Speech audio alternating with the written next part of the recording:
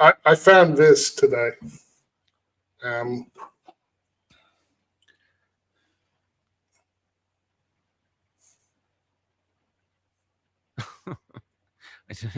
I just learned the professional way to say "I told you so."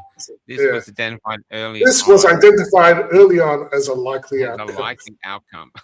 Likely outcome. Because you can only say "I told you so" so many times. I haven't said it once. I can't bring myself to say "I told you so." I can't. I feel sorry for them. I think they've. No, I prefer to say, my mental map or model was a better predictor of reality than theirs. Yeah. I just say I listened to God and you didn't. Yeah, that's better. That is better. Well, that's what we did. We had a voice inside us that don't take, and we listened. So not our fault. But that's what I'm saying about Epic. I wrote a piece. Your breath is needed to breathe on your fire, or something. It's about us selling community.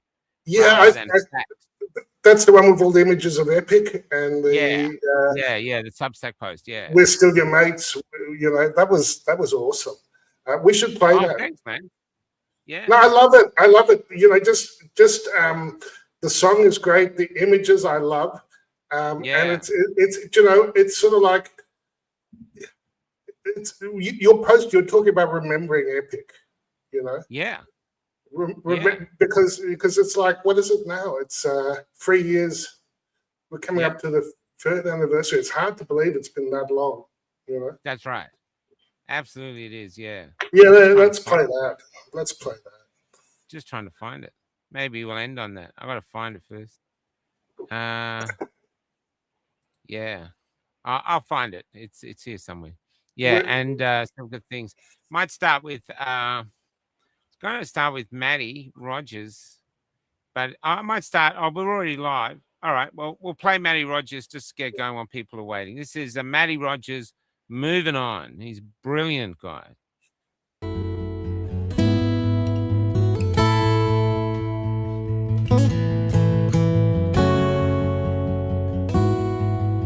you can find his stuff right here. Moving on. MattyRogers.com.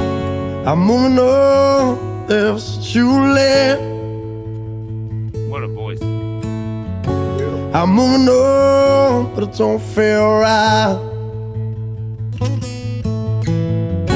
I'm hanging on to every word you say. I'm moving on, but it don't feel right. Lightning here. I'm picking up the pieces one by one. I've taken all the photos down. I'm staring at a space now. There's not much fun without you around. I'm moving on ever since you left. I'm moving on, but it don't feel right. I'm hanging on to every word you say. I'm moving on, but it don't feel right. And it ain't easy being silent when the sun goes down. And I can still hear your voice over my shoulder, but you're not there when I look around. Yeah, I'm moving on ever since you left. I'm moving on, but it don't feel right. I'm hanging on to every word you say. I'm moving on, but it don't feel right. It don't feel right. No, I never will. Without you here with me,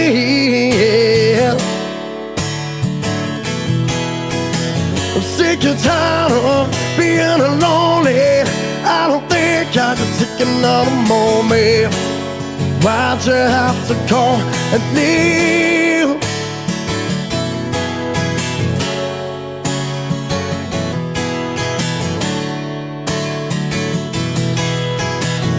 I got a big thunderstorm here, so you might lose me sporadically. I'm not hearing it. I'm moving on ever since you left.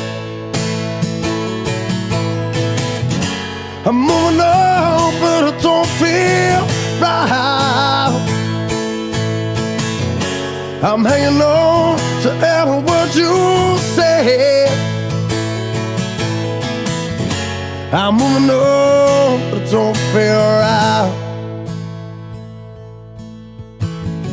I'm moving on ever since you left. I'm moving on, but it don't feel right. I'm hanging on to every word you said. I'm moving on, but it don't feel right.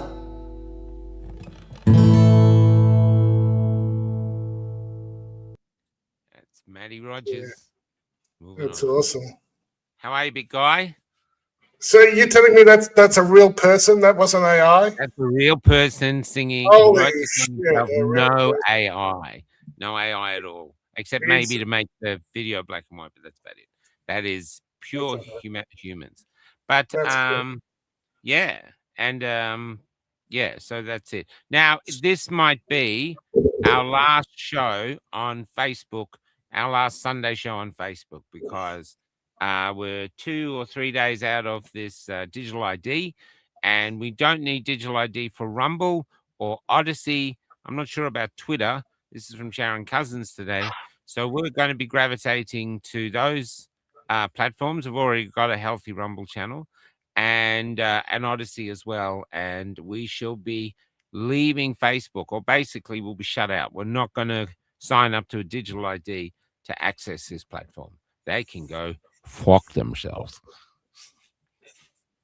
Yeah, look, they were among the worst, honestly. You know, when you're in terms of the times that they blocked posts or removed posts because they, or your speech could produce harm because if you there was. I'm sick of them. I find it hard to ever log back on. It'll be to me. I'm looking forward to moving on, but people need to know. A lot of people say, "Oh, I don't know Twitter." I say, "Well, just type in rumble.com, Café Locked Out." Yeah. It's not like it's. Should get a link to that. I think my producer. Okay, producer, can you put a link to Cafe Locked Out Rumble in the comments, please? Cafe Locked. Rumble.com/cafe C/ I think that's for channel /Cafe Locked Out. That's the direct. And they've got a program. So we use StreamYard, but we use StreamYard to access Facebook and these other platforms. We can actually do it for the Rumble Studio for a fraction of the cost. It costs us like $150 a month with StreamYard. So that'll come down to $25 a month. So, we have things are getting done. Hey, Robin, how are you? Come on if you want, babe. There's so it's are you frozen? Am I frozen? It's hard for me to say. Am I frozen? With the thunderstorm and and the digital ID bill coming, changes coming, you can expect lightning, and I just hope that Florence survives the lightning and thunderstorm because oh, she's fine. No, we love the thunderstorms. The bus rocks, and I had to pack up our stuff. And I said to Cal, it's like we're in a little yacht at sea, and we're battening down the hatches. You know what I mean? But she's pretty well airtight. There's the only drip is through a vent up here, so and that's only when it's really pounding down. No, we love it. A lot of people I was saying, "Oh, do you want a real bed? Do you want a real bed?" They don't realize it's like our snail shell, man. And Kelly, see, I used to let anyone in, but once Kelly joined in, she's like, this is my house. Only who I let get in. So people come to the door and they don't get past her. And I wouldn't try. And yeah, so it's great. So now it really is our little snail shell. It says Kelly's not connected. Is she? She's not missing out, is she? Yeah. No, she's on the bed. She's over there somewhere. There she is. Producing from the bed. Producing from there. This is what's coming, isn't it? Yeah, this is it. Yeah, I thought this meme sort of a bit sums up my view. It just shows the hypocrisy, the absolute hypocrisy of it. Yeah, I mean, we shouldn't talk about hypocrisy tonight, but that's you know. Well, look, I've got one thing to start us off with. Watch this. I've shared this. This is very powerful. And they said that anyone that is viewed in Australia to be eroding social fabric, that's the word, will be held accountable. Yeah, so if you said do civil non-compliance, you are charged with eroding social fabric is so vague because it's subjective to their interpretation as to what is interrupting what they think is a wonderful society. It's up to them. They've put those words in place. The Australian Federal Police are using a vague term to be able to basically do what they want. Okay, so that's here now. So we now will expect this. This is a grandmother in England. Hello. Oh, Liz is here. Great. Is this is Is it Helen? Yeah, Helen from the police.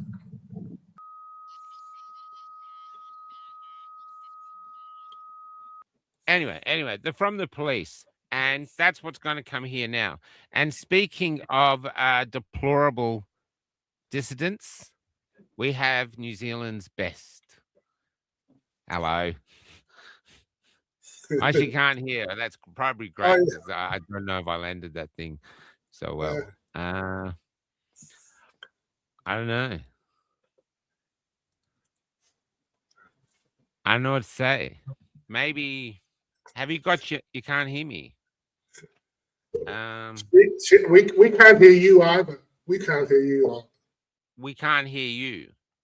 We can't hear you. Maybe switch off and come back on. I see you.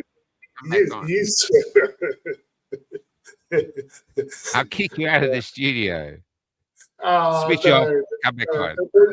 Look, because she's blushing. It's wonderful. But I mean, we are so professional here at Café that's it. That classic Café Locked Out. It's like when Susanna's flat-faced dog fell off her bed, and then she got up to pick it up, and her ass filled the screen, and someone in the comments said, "I'm so glad she was wearing something, otherwise we all would have fallen off the bed." Pure Café Locked Out. I love it. Yeah. Yeah, it's so fucking funny. Yeah. It's been quite a year. We'll keep an eye out, and maybe Kelly can help Liz. Yeah. Producer, could you yell to producer? Liz gone. Well, we don't have a number to her. I thought that was really this is really disturbing with this AFP thing. I mean, this is what it is. It's aimed at people like us, to have the audacity to question the government. To be fair, I was busy feeling the fabric as they were speaking, because you don't want to go beyond the fabric. You want to support the fabric, and so I was just feeling the fabric, because I mean, this is what I mean. It's really vague. It's basically someone they don't like, or someone that feels down. which is why, our partner I wanted to talk with our friend Damo, because... Yeah, Damo. Yeah, let's talk about him. I just want to show you this one thing, though, before we do, and this sort of links into it, but just come up. This is off from Oprah's Docketed, most talented companies in the world with godlike technology who are trying to do one thing, and that is sequester you from your other relationships. They're either trying to get you to glued to the phone, and one of the ways they glue you to the phone is by enraging you, elevating content that makes you angry at your neighbor, elevate content that makes you start blaming the other gender or blaming immigrants for your problems. And this is being done on purpose. Well, they didn't start out as malicious, but I'm in marketing. We used to think that it was sex that sells. Then the algorithms found something that sells even more in terms of gluing you to a screen, and that is rage.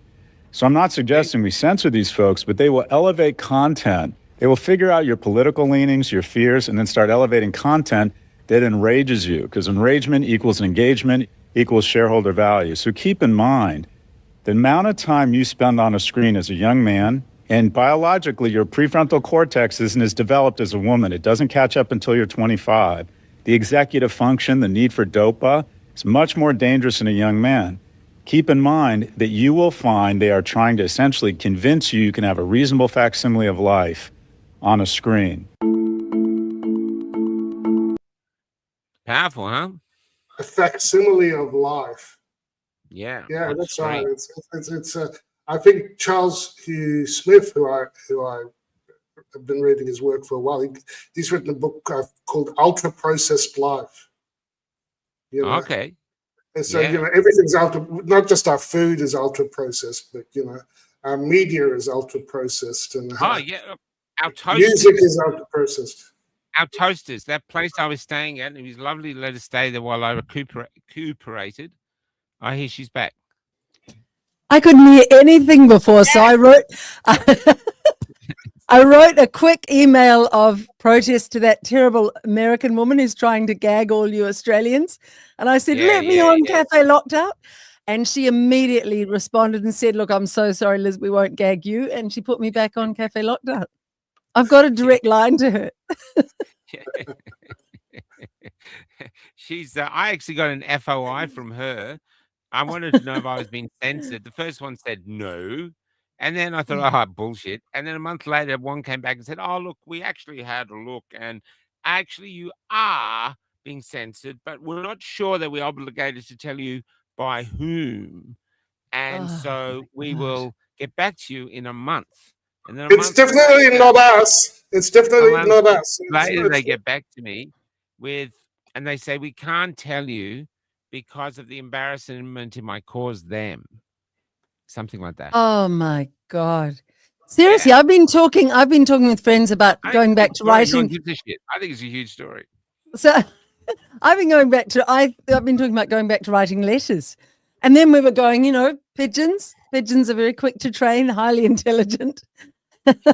We can just write to each other across the Tasman. We can have conversations by pigeon post, Michael, once they do all the censorship. Yeah. Get pigeons.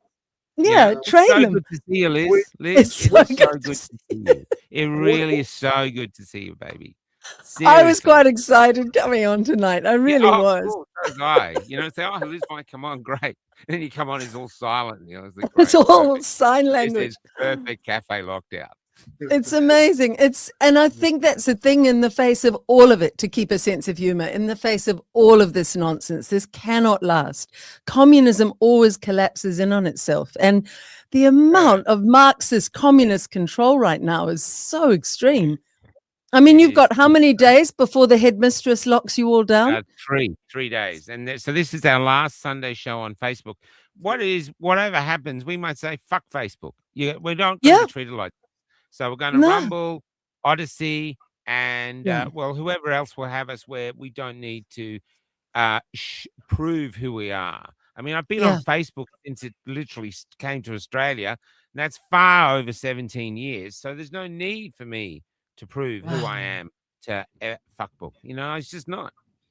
None of these things were ever discussed with any of us. In the UK, they're saying Starmer had no mandate for anything that he's doing, but it's the same in Australia. Albanese is, oh my God, his marriage was so funny. Yeah, it's like Elton John's marriage, you know.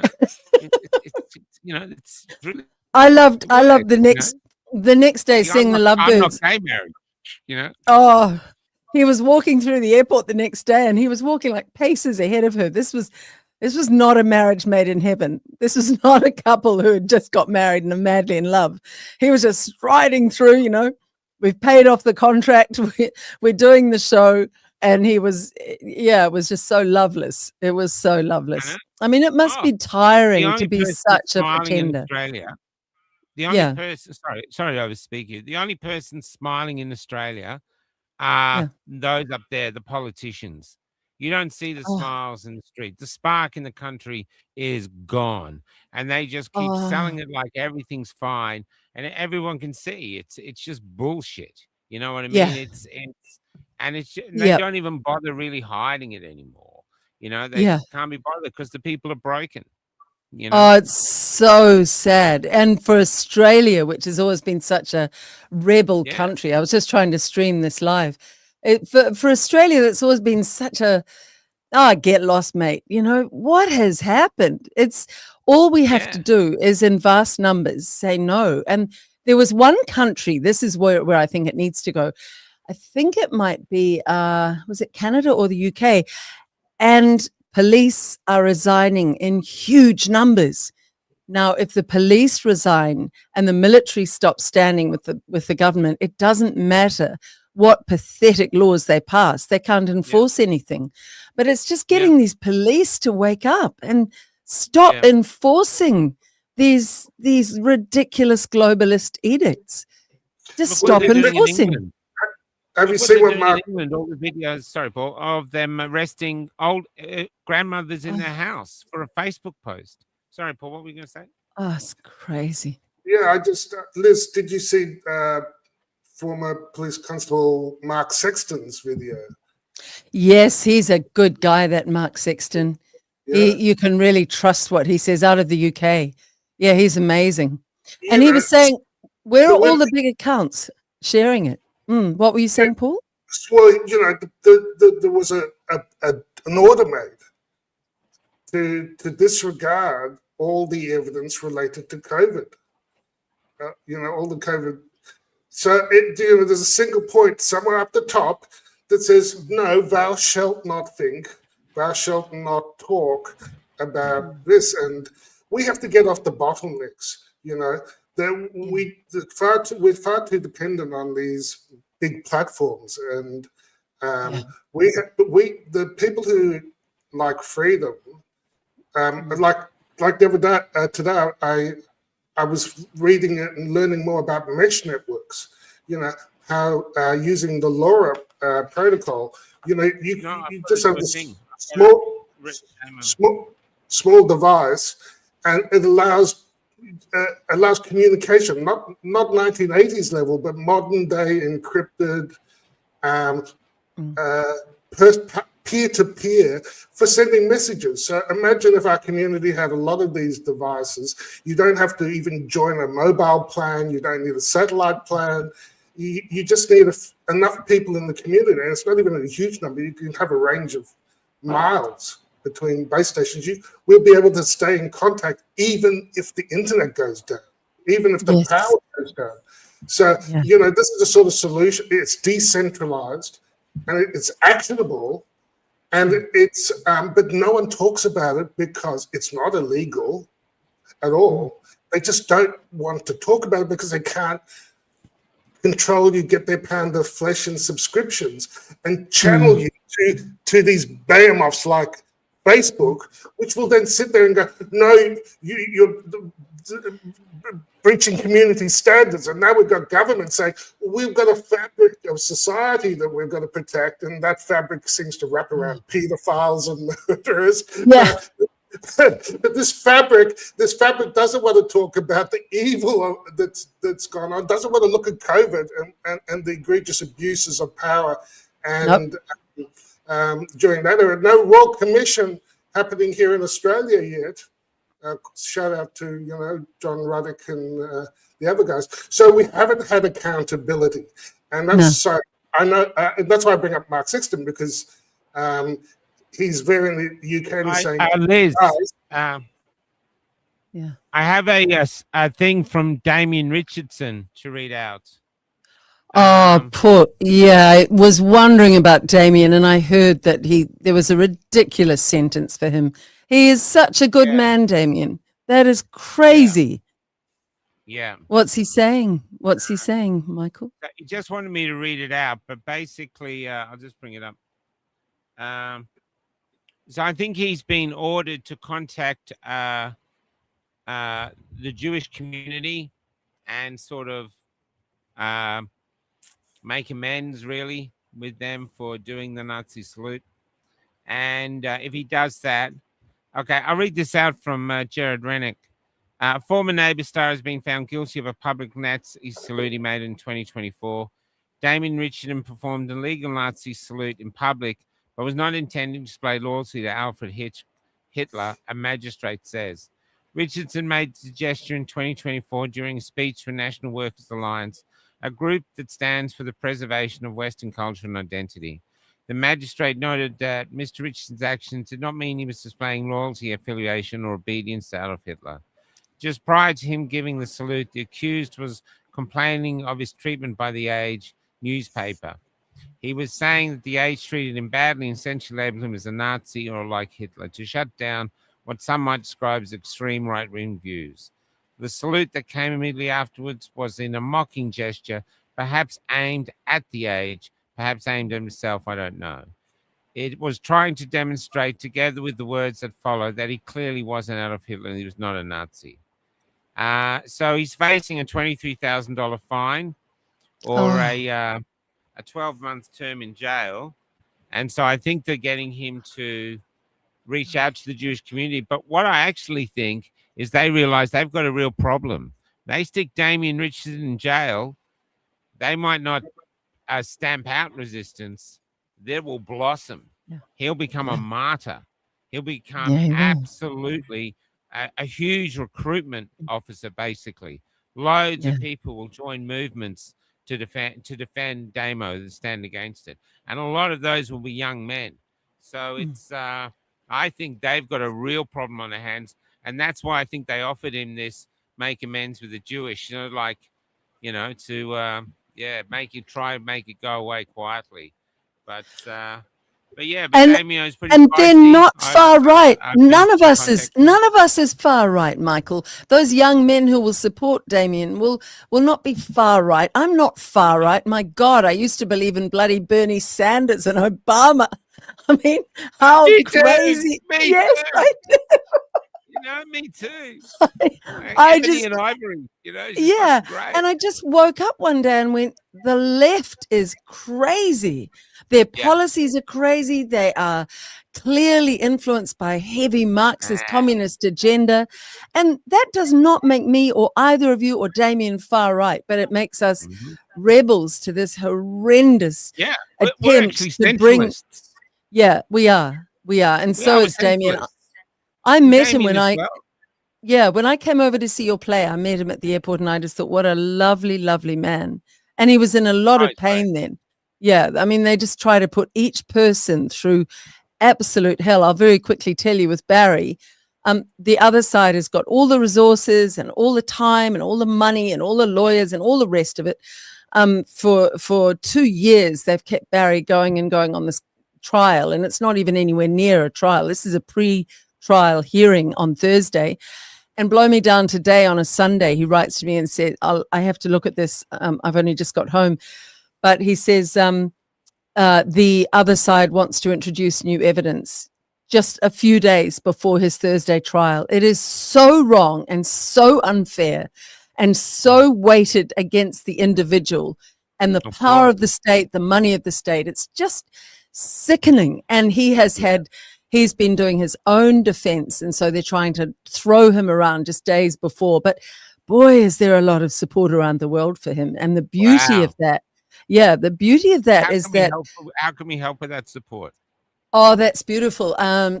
Well, you could put out a little message to Barry and ask lots of your followers to send beautiful messages and to the judge, because what we're asking for is the world to keep an eye on whoever this judge is. He or she needs to be exemplary on Thursday, because Barry falls right within the Protected Disclosures Act of New Zealand of 2022.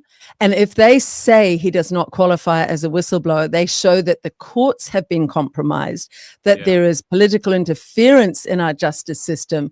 And they also show that we have no protection for whistleblowers in New Zealand. And that could then be used as a precedent in Australia or the UK or, you know, other Commonwealth countries, Canada. So this is a huge day on Thursday, because if we don't have whistleblower protection, they don't want to make him a martyr, but they've got to make him a criminal. They can't just let him go.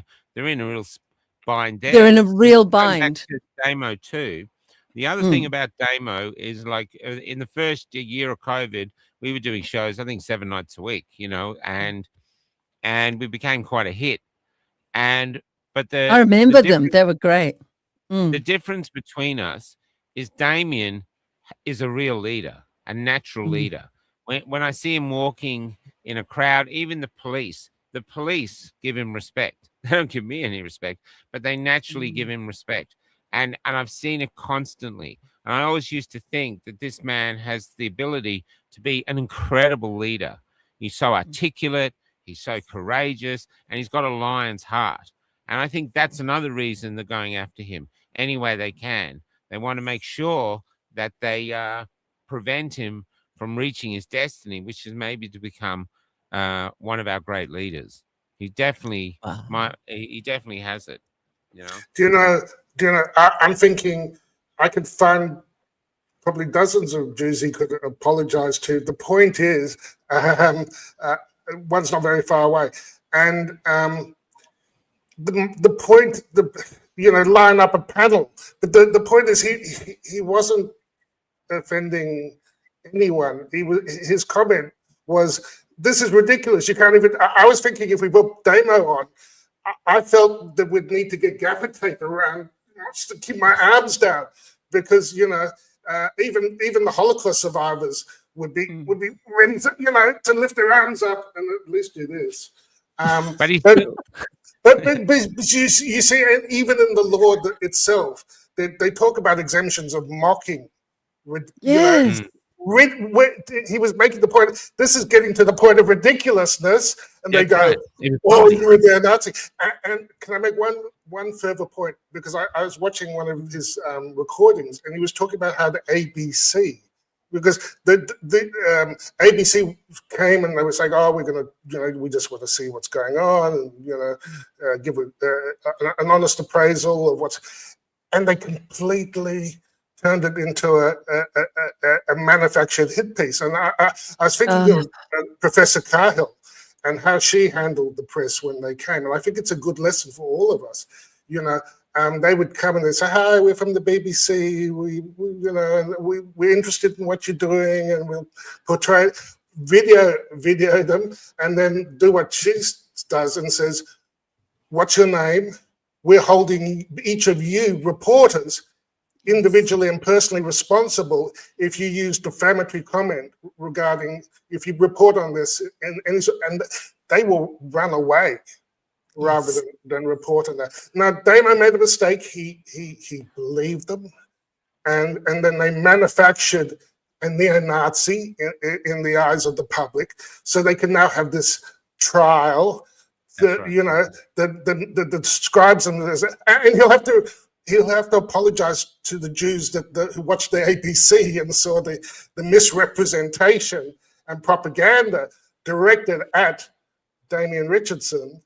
And that's why it's so unfair. Do you know what I mean? Because if for instance, the Jews that were receiving the apology understood him like we do, and understood that he was mocking the attack on free speech, and how ridiculous it was, and he's an actor. These are all exemptions under the act, but yet they carry on as if, "Oh no, you have to do re-education." because you clearly, you couldn't mock. Oh my You gosh. couldn't mock us and the age and the media, because we're the single source of truth. And somewhere they're building this fabric of society that says we want to control your speech and we want to control your access to platforms, and that's why I'll shut up. And he's no. also lost his job. He's got no income. He was sacked after it, but he's in good spirits. I send him. I've been texting him. I texted him a thing that said, "Look, I've managed to get you a job in as a light bulb replacement officer in a Jewish nursing home, but you're only allowed to use your left hand to take them down." That's a meme. And he laughed. Said this, and so he's in good spirits. He's a tough guy, and if they think they're going to break him, good luck.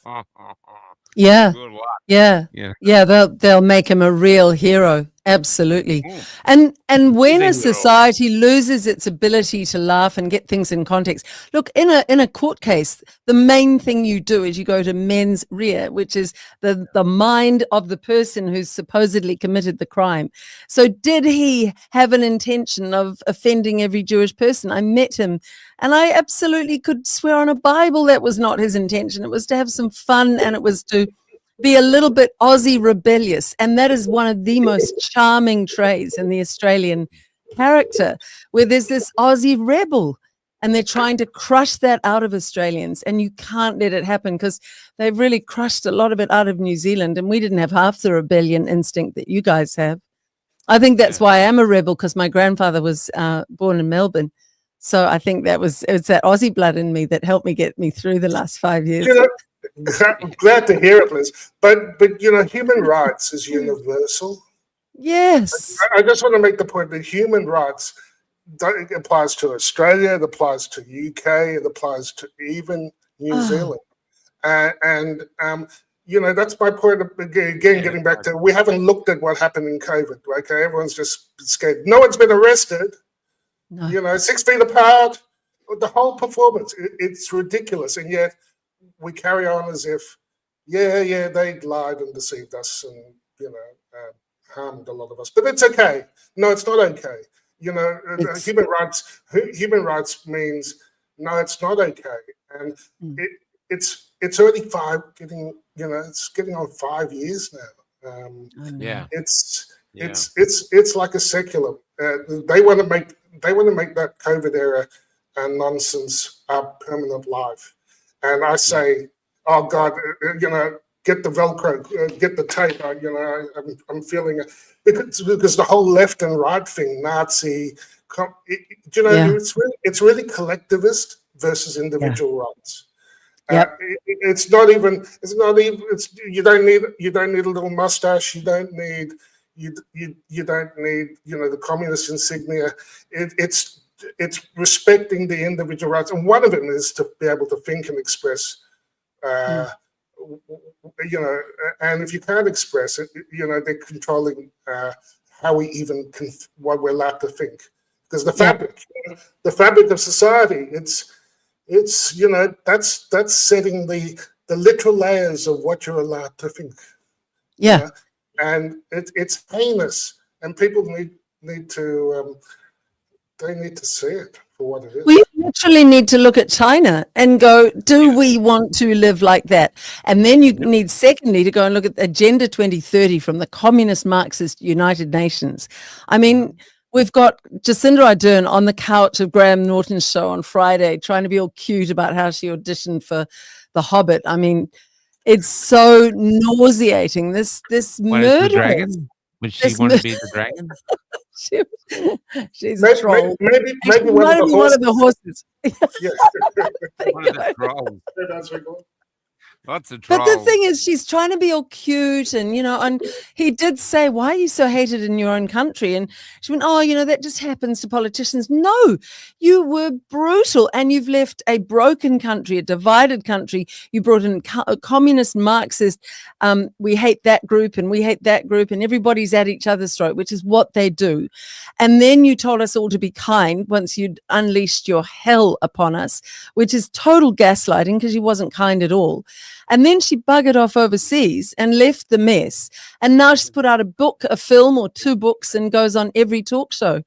And it is so gaslighty and nauseatingly awful because overseas they think that we loved her because she's being promoted like this, because the plan is to get her to the top of the UN. And the UN is communist, and Agenda 2030 is total Marxism. And Marxism is all about controlling speech and controlling the way we live. And if anybody hasn't watched that wonderful German film, what's it called, Michael? Someone Else's Lives. Did you ever see that one? The Lives of Others. The Lives of Others. That's it. Yeah. And it's about a playwright, and it's an amazing film. And this is a spoiler alert, but it's so good because it gives you hope.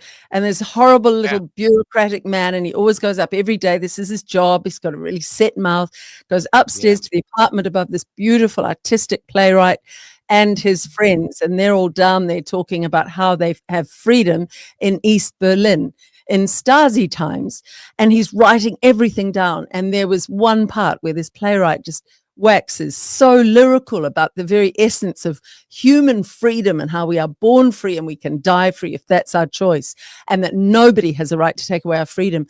And he should be writing it all down. And in this scene, it's the most powerful scene, one tear comes down his cheek. Until then, he's just been an automaton. He's just been a robot. He's been a soulless human, wasting his life as a non-participating character. And this moves him. And here's the follow-up. He doesn't write those words down. Anyway, well, I'll cut to the denouement. There's a whole lot of other stuff that happens, but they finally meet at the end, one of these people, and he hands over the book, and she remembers that conversation, and she sees that he didn't write it down. And that is the salvation for his soul. Otherwise, I think he would have gone to a hell that awaits so many of these people who've betrayed their humanity in the last 5 years. But he redeemed himself. It's a redemptive film. And that's a warning to every bloody bureaucrat out there, including that American woman who seriously thinks she can throw her weight around a great nation like Australia and put her boot on all your necks and silence you. How dare she? She's not even one of you. She's not even one of you. I know. I'm not elected this. Look, Liz, I want your address. Okay. We've got these now. These are now this thing here, see that? Yeah. It's based on a Australian native bee called the blue-banded bee. The blue-banded bee does not follow a queen, does not live in a hive, but it still pollinates flowers. So it wants to be an active part of society, but it wants to be an individual. It wants to think for itself. It wants its freedoms. And so we've got it into a symbol now, and it's doing really well. We've got a load of these. They sold out straight away. That's What it's for is for us to find each other. If I'm in New Zealand, I'm walking down the street, I've got my little white band, and I see you, or we've got the caps here. Nice. I like the brown. I can come up and go, hey, how you doing? Blue bee.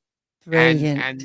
And we call it bee free, but it's a blue bee, but it's basically, it's like the Christian fish, a way to us to find each other. And the thing is, it's so it's so innocent.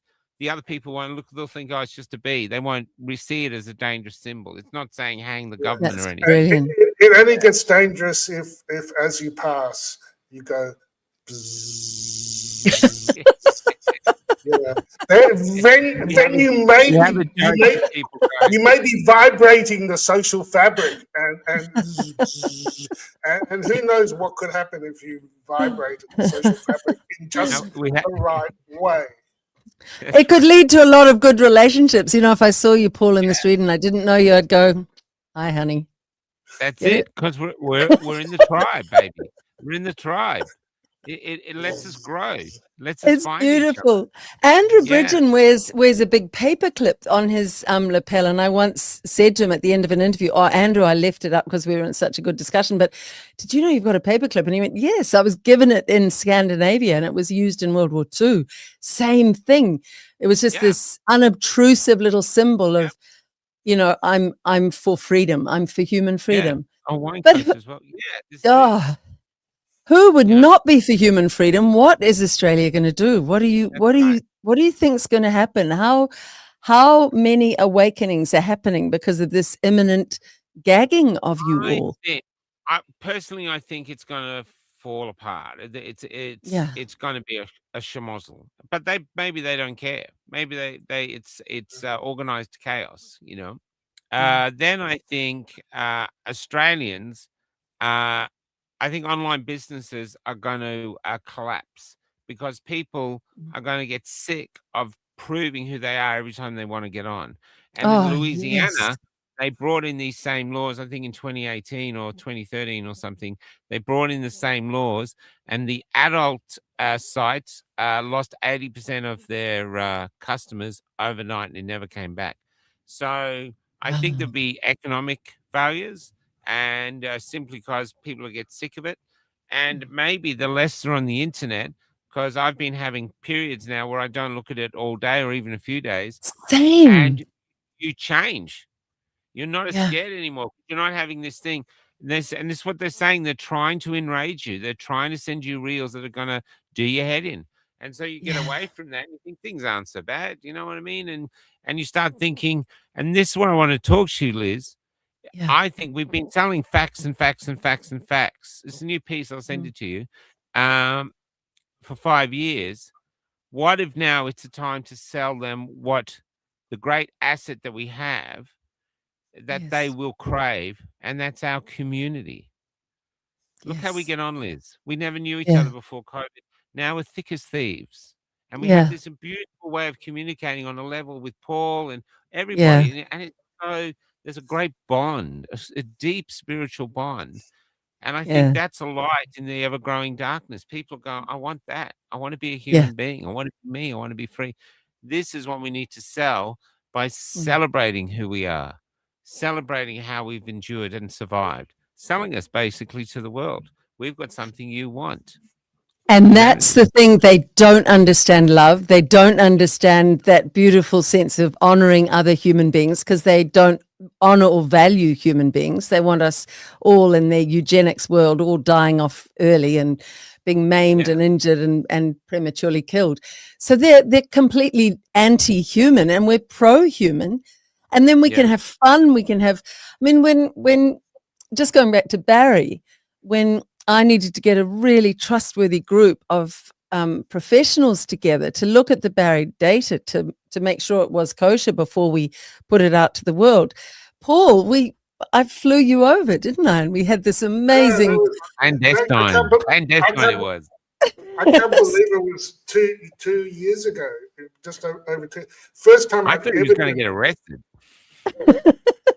It was very clandestine, and we had strip searched by a little Kiwi cop. You know, I can't do the accent.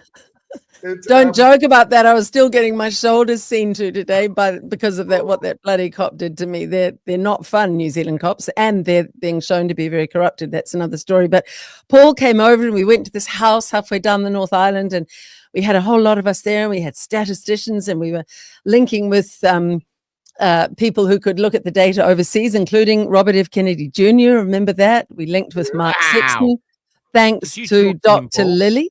What was that? Oh, did you talk to Kennedy? I didn't Barry, talk to Kennedy. Barry Young did. But we were in the room, like, you know, and as all these amazing conversations were going on. And I thought, it was very special. It was. Just the way it all came together. And, you know, the idea was, look, we just want to get independent review of the data, but it's a huge data set. And how do you convey a data set with 2 million lines, you know, and then all those columns?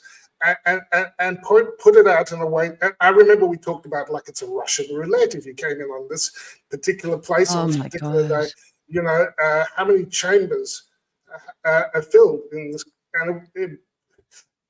and Barry just said, look, I want to get independent review of this data because it's concerning. Yes. And then they send the stormtroopers to smash down his door and take all his computers as he's, you know. Threaten both of us with prison if the stayed up. But the thing is, it's remained, and it made enough of an impact. And imagine once we can get it out to all the epidemiologists to really pull it apart. But I remember being at the table with Paul and some of these others who I won't name, but people going, look at that cluster. Look how many died from that one spot, that one chemist. But all of it was fully anonymized. We never saw the names. There was no privacy breached whatsoever. So their case falls apart at that point, even if they do take him to trial. But he shouldn't go to trial. We have to really, you asked how you can help. If you pray out there, please pray for Barry. I reckon that eventually they'll come to the reasoning that they don't want him to go to trial. Because the trial is going to go bad for them, no matter what. Very much. You know, because if people like us can share the story, it's a no-brainer. This is the state trying to protect itself. Yeah. So I was there as I was a witness, and I would give suggestions. I was nervous, man. I never told you I was seriously nervous. I think they're going to get him. They're going to get him. You know, the funny thing was, I help, you know, I look at the data and we talk about how best to present it to the world in a way that will make some sense to them. And the batch data, you know, was just mind-blowing. So you clusters. So you think it's just the data. Yeah, people turned up that Sunday morning, and then, you know, you look down the track and no one from Friday morning on that date survived. It's just, you know, it's not always that extreme, but there were clear patterns, you know, the elderly, but all ages, no one was spared. You know, second dose, worse than first. And, you know, but you'd think that the authorities would be curious about a data set, you know, but it's been repeated since, you know. Steve has got other record level data, the Czech data, it's not like it was an isolated outlier as you'd think if it was, you know, it was nonsense. It was it's been repeated, and there's an excess mortality signal, and others have found these clusters. So we were talking about it, but in New Zealand's response was, get those videos off the internet. No, Dr. Paul talking to Liz and Barry. No, what was it? That they went to all the servers and sucked up every. Wow. Just talking. No one knows about it because it got sucked. Wow. It got sucked out the internet. They went after people like Kevin McKinnon. His whole site crashed because he was trying to download it. It's just insane. And he's a major epidemiologist who has pulled numbers apart.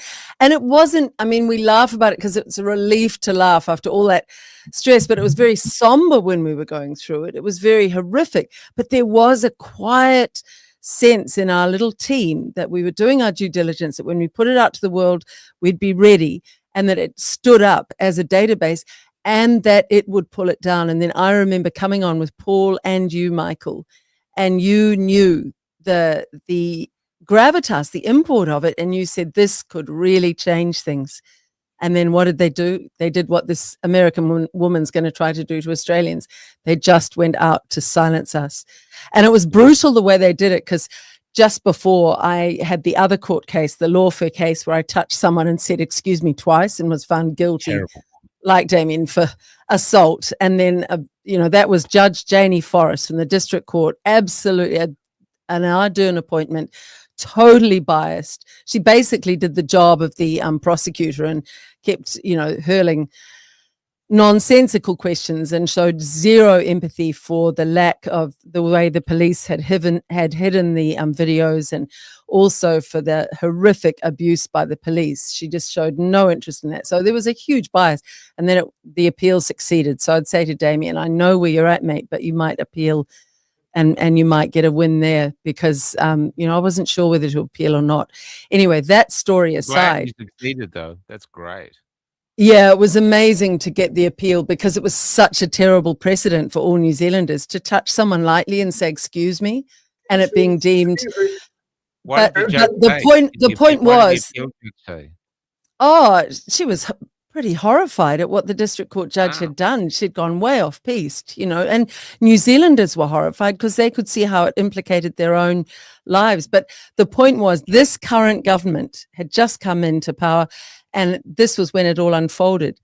I got the letter saying, take down the Barry data or you face, a $40,000 or a $60,000 fine and 6 months in prison, I think, and we'll uplift all your equipment.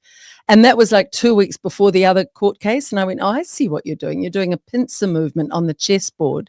You're going to try to smash into the house and take all the gear and have another set of charges against me. You're really trying to break me, which I took actually ultimately as a real compliment, because I think when we stood in the last election, we got a lot more votes than they awarded us. I really do. And I think that New Zealanders who would normally not have voted in big numbers, because they knew that I did not want any power over anybody, that I was going to get in and decentralize and get power back to small communities, take away the bloody tax burden so we're not burdened by that, be more like Dubai, or, where they have, I think, 5% or less tax. And they thrive because when you have a transaction tax, and Andrew Bridgen is looking at this now for the UK, a transaction tax is the only tax you need. Imagine no taxes on cars, no rates, no annual taxes for our beautiful farmers, no GST for our shops. All of the middle class businesses start to thrive again, which is what COVID broke. So we worked out that the transaction tax is just, if you choose to buy something, you pay a little part of what you have paid for the purchase price, you pay to the government. It goes straight into the government coffers. But if you, Michael, want to really save up, then you cut down on what you spend. And the money that you earn just keeps building up.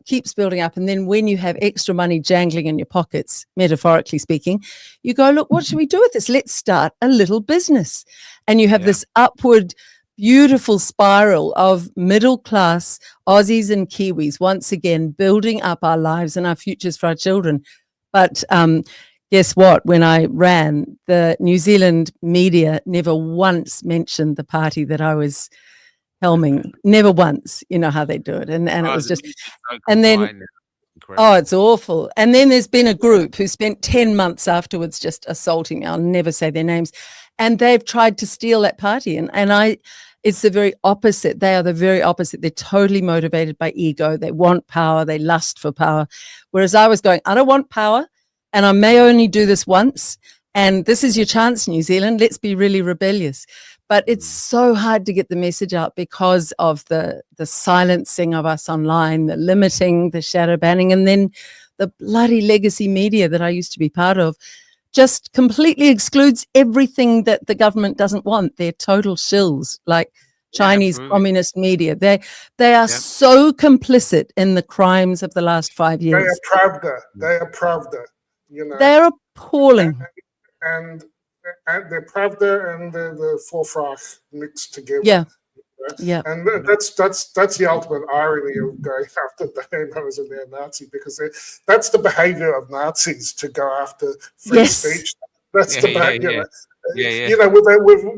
With a judiciary and courts that are now controlled by the puppets of the state. I mean, how is that different from 80 years ago with the OG Nazis? That's not how a democratic society is. I know we still call ourselves democratic, but Forrest Gump said, "Stupid is as stupid does." Well, communist is as communist does. Fascist, Nazi is as Nazi does. If they're going to behave like Nazis, and sorry, I was getting a bit close to the fabric. Liz, Look, I was can I touching have the your fabric. best tip? Look, I'm sorry I inappropriately touched the fabric. I'll fix it. Liz, I can I just, yeah. send you my book? Oh, It's yes. What's your book? Haven't goodbye. seen it. It was published by John Stapleton from Upstream Publishing. He was watching my essays on Substack, and he contacted me and said, "Look, we've got to put them together in a book," and it's selling really well. People love it, and I'd love to Michael. send it to you. I would I never love thought about that. it. I just put up essays because I like writing, and they just, Oh, yeah. I'd like to read some more. Remember when you were in hospital, I read one of your pieces of writing and people loved it. And Oh yeah, boy, thank you. Yeah, before that operation, so many that's people before I were got contacting. staff. That was What's so that? funny, that piece. Oh my God. Like Oh, it was in yeah. my head and it's going to me. Cause see, I have a thing called a poem I wrote about myself, like a Siamese twin. So the Mm, outside, he's good for putting thing in the paper, but he likes watching TV and porn and all this other stuff. And the mm. inner person is the poet. He's always got to somehow entice the gorilla to come to the keyboard and do the writing. You know what I mean? And so that night, the gorilla, the animal, wanted to sleep. He was sick, he's tired, and the poet's going, "Nah, we got to write this piece, man." I'm like, "It's like 1 o'clock in the morning. You had a heart operation. Just we'll do it in the morning." He goes, "No, got to do it now." And so I sat Yeah. there and I wrote it about 1:30 in the morning. And I wrote one draft, put it through Grok to polish it up, just editing it, and then I put it up and posted it. And then I looked down, and my wound had opened, and my I whole remember you telling body me that. was covered in blood and pus and other stuff, and I went, "Uh-oh." And I had That's stuff. incredible. Isn't that amazing? I couldn't That's believe a it. metaphor. How is all of that? How The is thing all of had that, about Michael? 100,000 reads by the next day. The piece went nuts. Yeah, it Yeah, I'm did. fine. I am Yeah, so good. And yeah. I'm Yeah. this one I want to talk about community and living. I think we've got to start Mm, showing that we're living. Like all the mm. common law people out there, I agree with you. But if we can't make the others um, take on common law, why don't we use it as a code for ourselves? Yeah. Code one, do no harm. We look Mm. after ourselves because it's going to get very hard, very dark, and we've seen them. They're weak. If the government tells them to hate someone, they'll do it. They'll do it. Yes. We don't know why they'll do it, but they'll do it. So we're going to have to really rely on each other. And that's why Blue Bees, any ideas like these are Yeah, it's long-term a ideas lovely. to Mm. strengthen community. And that's why with the book, we've got a thing now called the Banned Book Company. So I've got 4 books on there at the moment. And we're after authors from New Zealand and anywhere. And we put it together. We Wow. market them that way because in the future, all our things that we put online can be re-edited by AI without our knowing. But a book, yeah, I'm plugging my book. A book, Yes, I want a copy of that. only. It's yours. Yeah, It's this. So my essays are from when I was touring around Australia and all the marches, just essays from that. And if you want a signed yeah. copy, guys, just contact us at cafelockedout@gmail.com, or it's got a That'd be cafelockedout.com fantastic. under the Banned Book Company. But Yep, yeah, I'm but it's gonna get cool. that. It's cool to be living as That's a writer because I'm actually living off the book. So it's yeah. really cool to be living as a writer again after I got cancelled, you That's know? brilliant. And there are a whole lot more plays in you as well, I think, Michael, because I Oh, think we're yeah. going to need way more songs. I had a lovely talk Yeah. with my son the other day who said this whole AI thing in his generation is probably going to collapse because it's so perfect and sterile and soulless. And he said, actually, what I want is music that's slightly imperfect now. And I just cheered inwardly. I thought, that's Yeah, what we yeah. need. We need to, I think I think yeah. there'll be a huge revolution away from tech and these ridiculous tech bros who've controlled our lives. I can't bear that Zuckerberg guy. You know, he was so duplicitous and so betrayed humanity during COVID. I very rarely go now on Facebook. I go and I do a little splurge, but I'm not engaged with it like I was. I'm much more engaged on X. But even there, I don't really want to depend on any of them. And the other day I was just sitting outside going, just listen, let's just see what you hear. And the noises of the birds were so magnificent. How many times when we're on these machines do we really go out and celebrate the glories of nature. There was a tree in the distance and it had silver leaves that were rustling in the wind and they all looked like silver coins. And it just felt like nature was saying to me, there's so much abundance I want to give you, Liz. But you don't get out here enough and sit on the grass and feel it and squishing between your toes and listen to the birds and just be. Now, if we lived like that, they can't scare us. They can't scare us. If social media disappeared tomorrow, would the world be better or worse off? And good question. When I look at the lives of my children, they're so captured by. I have to say, get away from your little blue screen now. Come and I'll show you the outside world. Look, the sky and there's ground, and it's beautiful. They're captured by these devices, and like you showed earlier, Michael, they're trying to push your rage and your emotion. One of the best things about your suffering, Michael, with your heart, was before that I took time away from the internet and just to spend time being more grounded. So, look, but to the kids, they're addicted to their blue light things, even though it's making them anxious, depressed, and unhappy. So look, we have to find a better way for our community. But it's not. This is not about like COVID wasn't about health. This social media stuff and digital ID is not about protecting the children. No way. It's always been about the same thing: control. Yeah. It's about control. For years and years, it's been awash with pornography, and they could have done something about that, and they never did it until now. Yeah, it's so ridiculous. Hey, I'll tell you something, a way to make it much less attractive and less addictive. This is really interesting. You go to settings, and you can get it as a black and white screen, and without all the vibrancy of color, it really makes you more bored with it much more quickly. Wow, and you get rid of the color and it's boring. Yeah, and then you want to go outside and be in the color, because I've gone black and white. And so when I go out and the grass is really green and the trees are beautiful, all these different shades and the flowers are divine, it's like, oh, I'm back in the colorful world because I've made it more drab, and it really turns me off now. Yeah, it's good. Yeah, wow. It's good. Yeah, I found it really transformative. I don't say that word correctly. To actually get off it. I felt like I felt like a dry sponge, and someone was pouring water into me, and that was the beauty of nature. And I decided that the way forward now is, rather than doing all these, oh look, this is bad, this is bad, this is bad, is actually, I think we have to sell the fact that we're celebrating being alive. And I'm absolutely thoroughly enjoying being alive. The other day I was in nature too. Cal and I found this national park where no one was there. And there's all these signs saying you have to book in and reserve this. No one was there. So we had it to ourselves. And we were skinny dipping in this creek and just laying on our back, looking up at all these trees and butterflies and all the sounds. And we were just another ingredient in this tremendous view. It's so beautiful to be alive. It's so wonderful. And they've spent tons of, all this energy they spend on trying to make us feel worthless.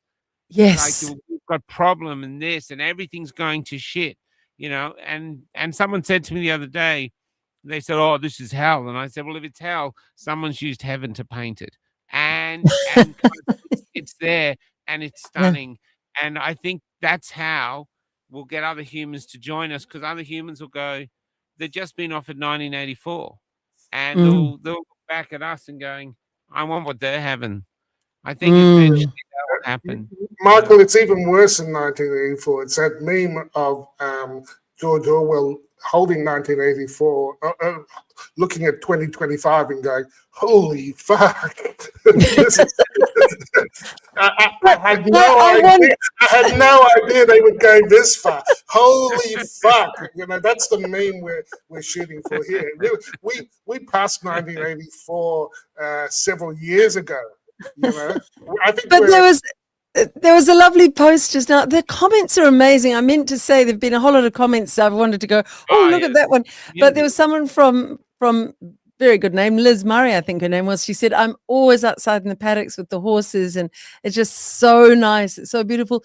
That's within us to do. We can choose that at any moment to just go, I'm sick of tech and I'm not going to be ruled by this American woman, and I don't even need it. And boy, the tech pros will really go for her. If she ruins their multi-billion-dollar businesses, she ain't going to be popular. So we'll leave them to fight it out, and we'll just all go outside and be in nature. And I think get a van and then open up the back of your van and sell clothes or sell food or whatever. What was whatever it means, but it doesn't have to be. You don't have to travel like me, but whatever it is in you that you want to do, you've only got one time, and this trip is a one-way only. Yes. There's one way and limited. And so if you're not liking what you're doing, how they're frightening you into stay there is like, say you're all chickens, right? And they're going to you, there's, basically, I know it's hard in the chicken coop, you got all these things against you and stuff like that.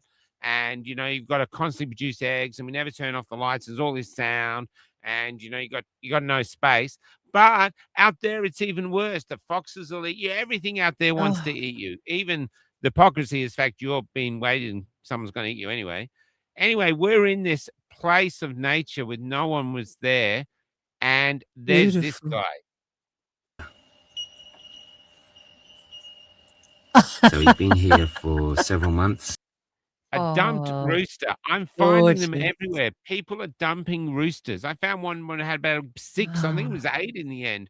And they're sitting there. And I said to this guy who, road worker, how long have they been here? He said, a year. They sleep in the tree in the evening, and they beg off the caravan during the day. But what these roosters are doing, the symbolism of it, is these chickens in the coop that think out there is terrible, will never survive. Well, look at this little guy. He's got all of this nature, and he's probably the luckiest rooster out. And these other chickens, all of them are brimming with health. No vaccines, no anything, because they've been discarded as young. And they're brimming with health, and they're happy, and they're surviving off their wits, and it's working. And what it's saying, what these symbols are saying is, you might feel there's no way past there, but this is why it takes a leap of faith. I had to leave my career as a playwright, the only thing I'd worked for years. I had to leave it. I had to leave, friends who just discarded me. I set off on this trip or this thing I've been on, and in that I've lost my family, and all this life. You think you just keep going because you feel you're on the wrong path. But then within that, I found Kelly. And now Kelly and I are tremendously in love. It's beautiful. And we work really well together. And life is good, and we feel like we're offering something that people want, and if they don't want it, well, we'll go do something else. But I'm blessed, and I'm saying outside the chicken coop there is a life. Maybe this thing where they tell you achieve your dreams might be sort of might be wrong. Maybe I have a song written somewhere on the computer that beyond your dreams might lie your destiny. And in my case, that was the case, and in Damo and other people like that, and a lot of people in the community, they've sort of found themselves and found purpose after being kicked out. That's why we call the novel. Are you saying we're like the roosters, Michael? You're saying we're like the roosters, like two cocks, sleeping in the tree at night, but we'd rather be free than in the hen house waiting. Oh my God. Waiting for the farmer to decide it's time for chicken dinner. And free of fear. That. We're gonna hang out. Yeah, it's like it's like a chicken version of an 8:32 meeting. Yeah, honestly, the truth will set you. The truth will set you. That's the Renaissance, an exodus happening, and what the exodus is happening, it's spiritual, because the government's offering darkness, and the souls sense that they're not taking me anywhere that's conducive to my soul. So they'll start looking for other things. And that's why the Australian Federal Police have got this new department to hunt down people like us. Because what it's like, what I think happened in the USSR, once I wrote about this recently, once the ruling party realized that their ideology wasn't holding people there, people were fleeing to the West. So they built a wall to keep these people in against their will. This Australian Federal Police unit, I hope you're listening, that is the foundation of that wall. People are not happy. They're looking for other ways to live, and the government is trying to control the town square, which is social media, in order to stop the exodus. But the exodus will continue to happen because our side is offering them humanity and the right to be themselves, and the other side is just offering them slavery. Liz, I think it's important that people know where to find us. I know the people who are mostly there. There's a lot of regulars here, and we're enjoying lovely comments. They're great comments. Blue Bee Folk Festival. Blue Bee Folk Festival. And where's there's Robin? I was about to say, Robin, you have to come on. Robin here. Tell us what's going on. Robin, I'll get you in a sec. Hold on. We could see some feisty. We could see some comments here. So just before I bring Robin in, can I just show you? We've even got a speed-free song. Can I just play a bit of it? Oh, love to see that. Yeah, there was another one you sent me this morning. I love. Historically, I'll move it up about here. Why didn't we break out from their height? Why didn't we follow our own sun to another life? Why didn't we scroll over all their flowers? Brothers and sisters, it's okay to be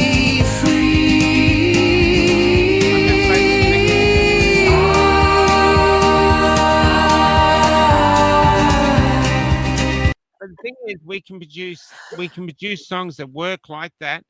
Did you write the words? Did you write the words? Yeah. Yeah, anyway, the words are great. Yeah, I'll send you the song. It's a fun song, but it's to go with the Be Free. It's to start. It's to not start a renaissance, but to foster the renaissance, to kindle it. Well, just before we do that, hey, I was there was a song you sent me this morning that brought me to tears. It was so beautiful, Michael. Tell me that wasn't AI. Was that a non-AI? All my songs are AI. Oh, look, I'll show you. Actually, it was a gorgeous one. Hi, Robin. How are you? How are you holding up? Hi, Liz. I'm good. I'm holding up as can be. Let me put it that way.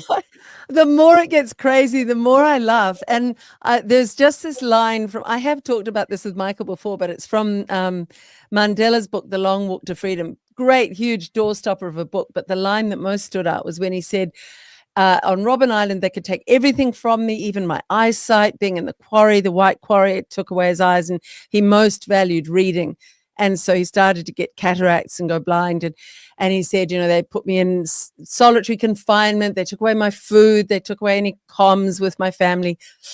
But there was one thing they couldn't take because I wouldn't give it to them. And the book goes, he says, that was my soul.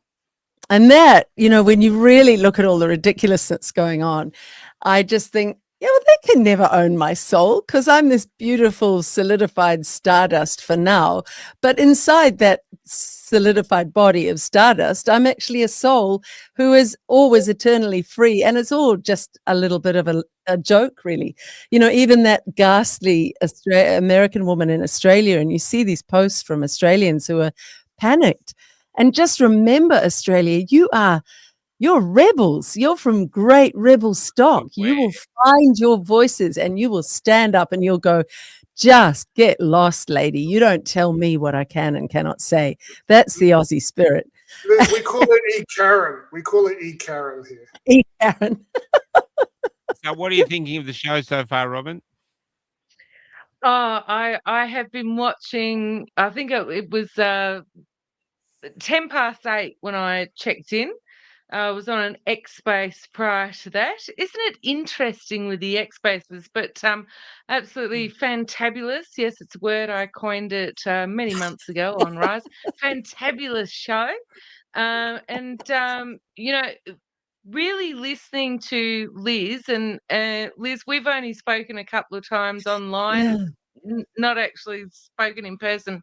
But the really wonderful thing is that we have people like Liz Gunn and Marianne Damassi and all of these wonderful Yes. people who used to work for corporate media, who are now woken up to the light, let me say that, and have very successful, as Liz does with her podcasts and broadcasts and research, and Mr. Massey with her Substacks on and so forth, and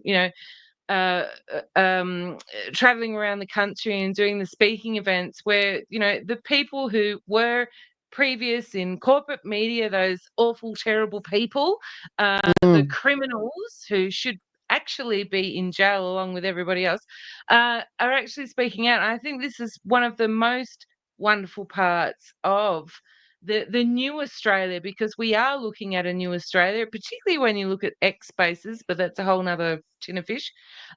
People like yourself, Liz, who are coming out and say, this is what it is, this is what's going on. You've just talked about prior in the show with Paul and Barry and RFK and exposing that information, so on and so forth. Without people such as yourself, that wouldn't happen. So I think this is a monumental time in history, and no wonder Miss E. Karen, along with her horrible, terrible friends, wants to make everybody silent. Yes. And it's so laughable to think that they seriously think they can silence a whole people or a whole world. It is ludicrous. And I do notice a guy that I used to read the 6 o'clock news with on Saturdays and Sundays when I was a beginner in legacy media. And this was, 25 years ago now. God, I'm so glad I left about 20 years ago. But he's slinking out the back door. His name's Simon Dallow, and he's been on the news every night through COVID. The number of deaths tonight, the number of cases today in New Zealand. He did all that. But instead of owning the horror job he did, the fact that he scared so many particularly older New Zealanders into getting these poison shots, the fact that he probably didn't get them, or if he did, he's probably injured, because I know some of my ex-colleagues in legacy media are injured from the jabs, and not speaking about it either. But he's just slinking out the back door and retiring because he probably knows his numbers up, that legacy media is dying in Australia and New Zealand because they have lied to us, and they haven't cared about the people, and they've taken their filthy lucre, their Judas money, knowing that more and more and more Antipodeans are being hurt and injured by these jabs. But we won't speak about that. So I was sending stuff about Barry to a whole lot of my colleagues, like Anna Thomas, who I used to be great friends with. You won't know her, but she used to read on Radio New Zealand, which is a bit like your ABC. But it was funny in the early days of the lockdowns. There was I was speaking out, and so I was a pariah because especially since I'd been in legacy media, and we lived in the same area. And she was walking towards me with her husband, masked and everything. I was walking along unmasked and really happy. It was a sunny morning, and honestly, as we passed, she just about fell into some woman's hedge, to try to get away from me because I was such a leper. And that was a former colleague. And now I'm sending her the Barry data and saying, redeem yourself, all of you, spread it around one another and say, hey, we are in legacy media. We're massively out of lockstep with the people of New Zealand. How about we push our bosses from the ground up to tell the truth to the people? Because if the legacy media people get on the side of the people now, it's not too late. But you don't want to be sticking with the lies when most of society wakes up to the fact that you've lied for 5 years. Liz, I think they've destroyed their franchise. I think they've destroyed their franchise, and we're the new media. And I agree. If they get off the Facebook and these centralized things, they've proven themselves, like the mainstream media, not to be honest. the propaganda arms of vested interests in big pharma and the bankers and all that. Go to places like cafelockedout.com, follow us on Rumble, rumble.com/c/Cafe Locked Out. You'll go straight to the page. You can watch all the Robin. Robin, where do people find you after the digital Iron Curtain comes down? Yes, the best place to find me, of course, is on Rumble. My relentless interviews live on Courage is the Cure on Rumble, and my Rise morning shows live on Rumble Robin's Hood. Paul and Liz, I just wanted to kind of reinforce what you're saying and also ask a question, just talking about corporate media and all those sorts of things. And we've seen with Operation Teller come out, and we have wonderful people out on the streets fronting police officers and talking to them about Operation Teller, and they have no idea. And yet, I think, Liz, you mentioned earlier in the broadcast today that record numbers of police officers, and of course it's not isolated just to the UK, it's all of the Five Eyes nations are taking early retirement and all these sorts of things, and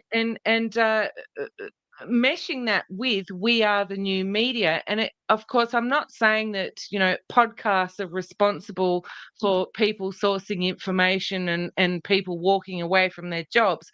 But what I'm suggesting I'm your one is source of truth. one horse of truth. Yeah, you don't have the teeth for it, Michael. The information is actually traveling around the world, and we're talking about the police. I would like to get some numbers within the medical profession, so on and so forth, because as much as the people with many fingers in pies don't like the new media, we know it is having an impact. So I'm just wondering, we've seen former constable Mark Sexton come out, and he's done his data drop over the past few days. Liz, of course, that shadow banned. Do we have another kind of drive behind getting the truth out to the people? Because we need those momentums to continue, don't we? We do, but we all have to face that they may try to strangle all of the voices of truth and freedom on these tech, platforms. And what would we do then? We were talking earlier about community, but maybe it is saying to all the people in your local area, hey, let's have a get together there's a little hall just down the way from me. And I was thinking, that'd be quite fun to say to people, let's just meet, everybody bring a plate and something to drink, and we'll just get together and share what we found. What are you reading? What are you seeing? Yeah. Liz, you could be the town crier, Liz. You take the information. I'm thinking of doing it. If it comes down, you want to see what we do, our interviews, well, we'll present them in a town hall. Sorry, Paul. The B is like the new Guy Fawkes mask in V for Vendetta. Instead of the mask over the face for Guy Fawkes, we just go around going. Zzz. Well, I think the best thing is now start to focus in on our families and our health. I just really want to get very fit. I've been looking at some wonderful exercises from a Shaolin monk. It's a book, and I think he's online as well. And what they're about are intrinsic inner core stability. Because I think we were all not for 6 when we had to work out all of this evil. Surely, I still remember that morning at 3 a.m. going, surely Jacinda Ardern is not wanting to murder her own people. I must be going crazy, but all my research is pointing to that. And that doesn't make sense. No leader would want to murder their own people. And then you go, oh yeah, this is a cabal of completely crazed psychopaths from Bill Gates down, from Schwab. And, and Ardern was trained by Tony Blair and Schwab, and she was a prize young leader. And, Helen Clark, who's as nutty as, I'd rather have a nut-filled fruitcake than Helen Clark. So, you know, it's just crazy that these people Do you who have think when these they were miserable auditioning lives. her, Liz, do you Yeah. think when they were auditioning her, you don't think Blair suddenly turned to someone and just whispered, "What are we going to do about those teeth?" I think they It's thought like a they would horse. scare us as a kind of metaphor of prison bars are going to you know, clamp around you, but that she didn't realize that they would give her a humorous edge, which is what Jacinda Ardern needs. She's so kind anyway and so compassionate. That's how she sells herself to everybody from Grant Norton down. Talk about But killing with kindness. yeah. I think we have to laugh at them. They hate being laughed at. I think we have to laugh joyfully with each other the more they try to silence us. I think your ideas about going back to community are right. I think realizing, I just said to someone today, we never needed the internet when we were young. We had a bloody blast when we were young. And we just pick up a phone maybe occasionally, but mostly we met with friends and we talked outside. And there was a piece from Italy today that was horrifying people, a pregnant woman that was on a train, very heavily pregnant. And I think only a couple of men even bothered to look up from their phones. And I think only about one person offered her a seat, you know, and she'd been standing there for quite a while. It's because people are so dedicated to these ridiculous screens which have made these tech billionaires who aren't even ethical human beings, who don't even like humanity. So let's withdraw en masse our support for their product and go back to a world that is way simpler and way more joyful. And then you realize I've got the power. I've got the power, not them. Not them. Yeah. Yeah. You take away the money out of the equation between us. All they have over us is money. You take away the money, they've got nothing left to offer humanity. Nothing. Nothing. It's control, darkness, nothing. You can come to join us. You can be yourself. You might have to find a new way to make a living, but basically you can be yourself. You'll be accepted for being you. You can start exploring who you are so you can actually become your real self. You will not be allowed to do that on the other side because the only tool you can use to explore yourself is free speech, you know? Yeah. Maybe but in the last few years, Robin, don't you think you've lost all interest in like going to big super shopping, you know, arcades and shopping? I have no interest in buying stuff. I have no interest in going to shops. I go for the very minimal stuff that I need. My diet has simplified way down, so I just really need meat and fresh vegetables and a bit of fruit. I don't like packaged foods because it's full of crap. And so my life is really simplified in a way that's joyful. I mean, what a gift.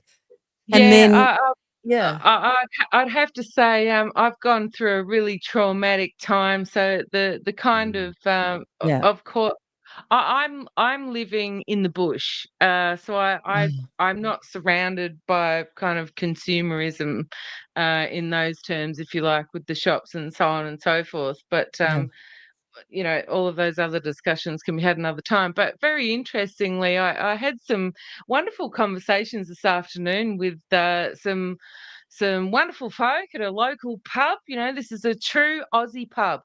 A true Aussie pub this afternoon. And one of the things that I really appreciated and was reinforced into my being as an Australian is, despite when I go down to the flatlands, which is, you know, where I go down from the bush and down the hills and to where the city people live and all that sort of thing, where you find all the nonsense and the absolute debauchery and dumb, retarded, yes, I said it, the R word, retarded people. The conversations I had this afternoon with people is that everyone, where I was, there was a huge event at a local pub, a lot of people there, and the majority of people that I spoke to, you know, I don't shy away from having conversations, you know, let's be real. they know what's going on. They actually know what's going on, and they've had enough. They've actually had enough. So I don't think, and I know what you're saying, Michael. We need to get people to create something or sell them something or bring them back to something. I think there's a big shitload of people out there that already know what it is. They don't want to let go of it. They're grabbing hold of it for grim death. And those are the people that are, and it could be Australian, could be Brits, could be Americans, Canadians. We're out there. We're absolutely out there. And that really gave me hope this afternoon because, we've been talking about social media when we look around and the stuff that they try to feed through our algorithm, doom scrolling and all that sort of stuff. When you get out there and you talk to the people, they're there. They're there and they're ready to go. They're ready to go in the most wholehearted, loved, heart-filled way. Not in a, angry, let's stab everybody and let's kill everybody. They're out there because we love humanity. And I think, Liz, you said it earlier on the show, we're pro-human. We are pro-human and they're still out. And I saw it this afternoon.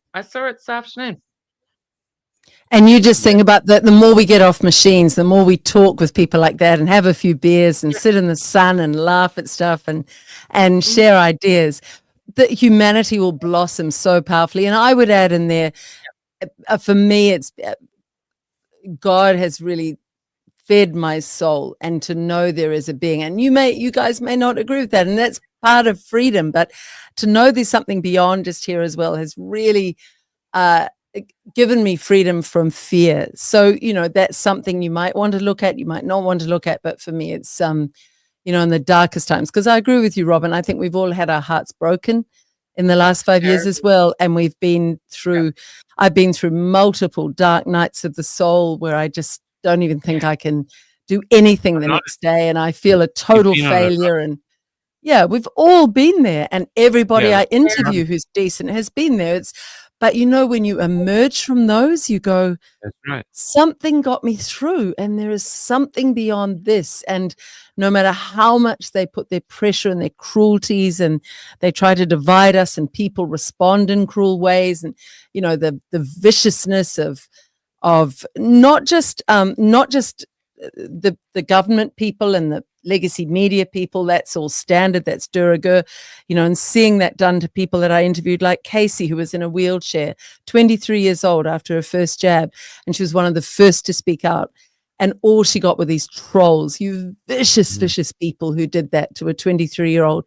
And you think, where has the humanity gone? But now they have to live with that. I don't have to live with it. They have to live with the horror of what they've done. The trolls who attacked you when you were in hospital, Michael, who didn't even have the humanity to show care to another human being, they live with it. Ardern lives with what she's done till the day she dies. I mean, we don't carry that. Something about, Sorry, Liz. A lot of them literally didn't have humanity. I suspect we don't know how many of them were bots. Maybe more than half the internet is populated by bots, and again, they're just there to push and deflect, and there literally there's no humanity there. They're just messing with us. This is part of why life could be better with us. Sorry, go on. I was just going to say, though, back on the thing of the other thing we have to offer is the lessons we've learned. We're 5 years in. I'm the best Michael I've ever been, despite everything that's happened to me. I really like this Michael, and what's happened is oppression and obstacles have been like hosing off all my barnacles, making me, even a heart attack I've survived and go through. It's making me harder and stronger and more focused, and have great faith in myself and confidence. I'm not trying to brag like I'm anything great, but this is the best Michael I've been. And that is through going through the darkness to reach the dawn. And that's what I think a lot of us have been, because so many people I meet now go, COVID was the best thing that ever happened to me. I can't believe who I am now. but Yeah. they've gone through an odyssey to reach it. I think we can sell that to the other side. It might be difficult doing the transition, but once you get over the border of the transition, man, you don't know who you're going to I've find. just realized, Michael, What? that when any lady with, you know, a vagina and a uterus will know that when you give birth and you have that baby and you care for that baby 24 hours a day, and whether it's 1 month in, 2 months in, 6 months in, a year in, and you look back in your life and you think, what was I doing before I had a baby? And I know women will know what I'm talking about. You don't know what you were doing. What did your life, what consumed you before you had a child? And I think now, Michael, men understand what consumed you before the COVID war, because you've just said it very succinctly. And I'm giving an analogy. It's the same thing. What were we doing before this happened? I mean, I have memories. I know where I was. I can remember years and dates. But the transmogrification, and that's to say A new that, word? Did you just make yes, that word up? because, you know, when we're That's a great talking word. about Oh, that's a objects that transform into another state. I mean, you know, you can argue it's not a living object. You know, the most classic example is lava, right? It comes out of the volcano as liquid, and then it forms into a rock. That's called transmogrification, right? And I think the human existence is some way very similar to that. And we experience that as females, I would say, when we give birth and have children. And I think through this experience of the COVID war, men, whether you know it or not, I would suggest that you've actually experienced the same thing as well. And that's a huge thing for the humanity, the human psyche. And can somebody do a study about that? I think that'd be very worth it. Robin, I feel like I was reverse transmogrified. I've gone from lava, I've gone from rock back into lava, you know, because like 5 years ago, I was a respected senior specialist in a hospital system. You know, people actually, you know, thought that made sense, and now I'm a deplorable anti-vax cooker and professional shit stir. But I have to admit, my life is way better. I mean, it carry on. Now, Make now the they spoon, say I'm the working spoon, for she's ASIO. got the spoon. I remember, I'm going to keep coming back to Barry, but when I got Paul over, and we'd have these long days of looking at all this terrible data of deaths that you knew could have been avoided, and information that you knew needed to get out to New Zealanders, and how could we do enough work on this so that they couldn't stop it, so that it would expose it, so that it would stop mRNA shots in New Zealand, and that would stop them around the world. We really had a vision from this, you know, this amazing whistleblower in New Zealand that could have had a domino effect around the world. But then it would get to 5 o'clock and Paul would go, I need a drink. And then we'd all have a good drink. Yeah. I think the first time I saw the data, I cried. I know, we all did. It was so sombering. This was Barry's post from the other day. It says it's exactly 2 years ago, armed police smashed into my house to arrest me. You know, and they were so brutal. They were brutal. Like they were brutal rough. to you. Like they were brutal to you for your little tap on the shoulder. You know, we have to wrench your arm out of your shoulder socket. I mean, seriously, this is what the magistrate then calls that you had done. I mean, it undermines people's faith in the judiciary. You know, and it should. And it should. And it should. And memories. Memories. I always wish that moment where she said, you're guilty of assault. I really, afterwards, I regretted. I was tempted to, but I stopped myself. I was tempted to go, like a McEnroe. You cannot be serious. You should But have it didn't slapped it. seem You very think funny. that's a slap? I'll show you a slap. You left it for the appeal. If you're going to do the time, you might as well do the crime. Oh, it was so ludicrous. It was And so Robin, do ludicrous. you have something to say? I saw your shit stir a spoon was up. I don't know where my shit stir Yes, spoon sorry, is. we ignored the shit stir spoon. Apologies. Yeah, there. It's got a permanent place here, just to my right, just next to my mouse. I keep it there, safekeeping. You might have to award that one day to E. Karen. Oh, No. Can I tell you, Michael, Paul and Liz, I have collaborated with one of the most extraordinary Australian musicians. We have a song dropping on Tuesday, and Miss E. Karen, you've got a special place in the song. Let me tell you now. Here we go. Looking forward to it. Looking forward to it. Oh, that's another thing. Liz, you know that song, The Farmer's Wife, I sent you? Yes. The Emily James Trio have now redone it, and they're doing it as a single with humans singing it. Oh, that is amazing. So it's That's gone from amazing. poetry to I AI. think we need another real flowering of pub bands and the sort of thing that led to AC/DC blossoming, that whole thing where we get together with music, dance. The more they try to make Australia miserable, the more you need to get out and dance and be joyful. That's what I'm saying. That's how we fight back. We fight light with darkness. We fight it with light. I agree. That's what Epic was. It was a gift and responsibility. It was a gift of unity, egalitarian unity, and saying, okay, go out, take it to the rest of your country. That's what they want. They don't want what's coming. And so I think I'm telling the freedom movement, maybe it's time for us spiritually to go back to Epic, even if you didn't go, but to go back to Epic, to sort of breathe fire onto the beacon of hope, which is what we are. That was the gift we were given, a beacon of hope in these times.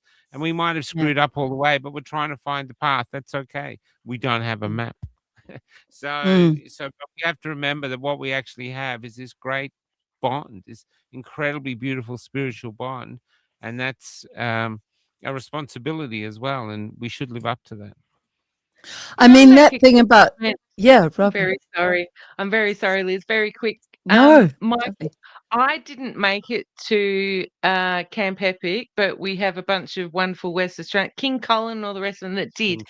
But I have to tell you that, of course, I saw the footage. I do reports because of my job, and, I bring up the drone footage incrementally as I go through different series that I do, if you like. But actually, I really appreciate, and people can say in the comments if they agree with me or not, I really appreciate people like yourself, Michael, that continue to talk about Camp Epic, because it reignites that fire in my heart where I watched live streaming and I was lost. I was lost. I lost everything at that time. And my poor little Mazda, the Bushmobile, couldn't make it to Canberra. And I watched all of you. And every time I hear you guys talk about it, I'm reinvigorated. It brings the memory back.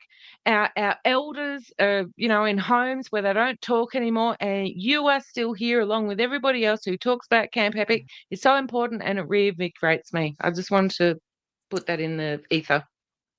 There was a lovely message from Sean, someone saying there is hope, and there is so much hope when we really do start to get away from all the scaremongering and just go back into fun and joy again, honestly, and real people, friendship, and there's so much.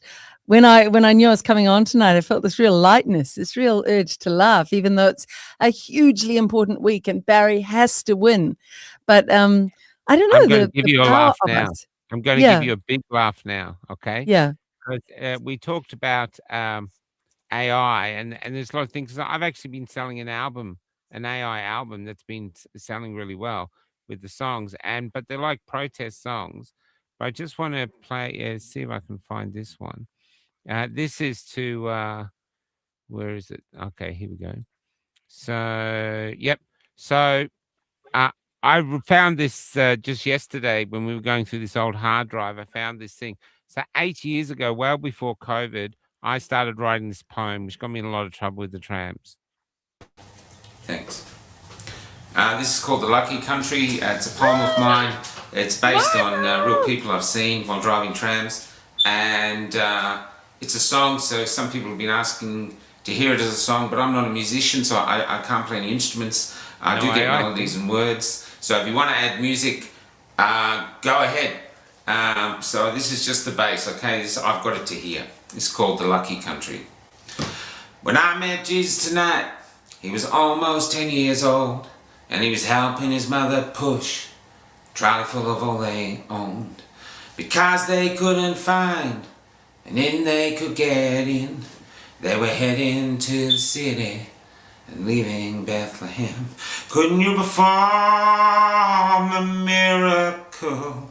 I'm out of them, his eyes said. I tried turning nothing into warmth, but it just made my mother cry. Now, I couldn't find a muso who, I had loads of musos who loved it, but they wouldn't do it. And so AI comes along.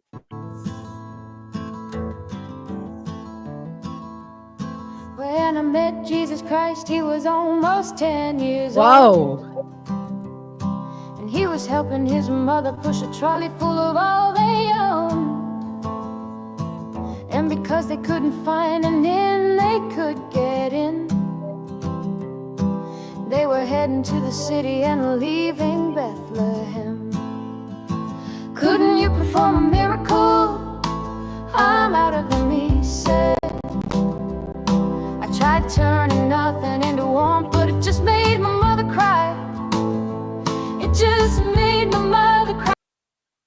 And that Wow. song, is, they're playing that song Lucky Country on radio now in Canberra and a few other radio stations like that.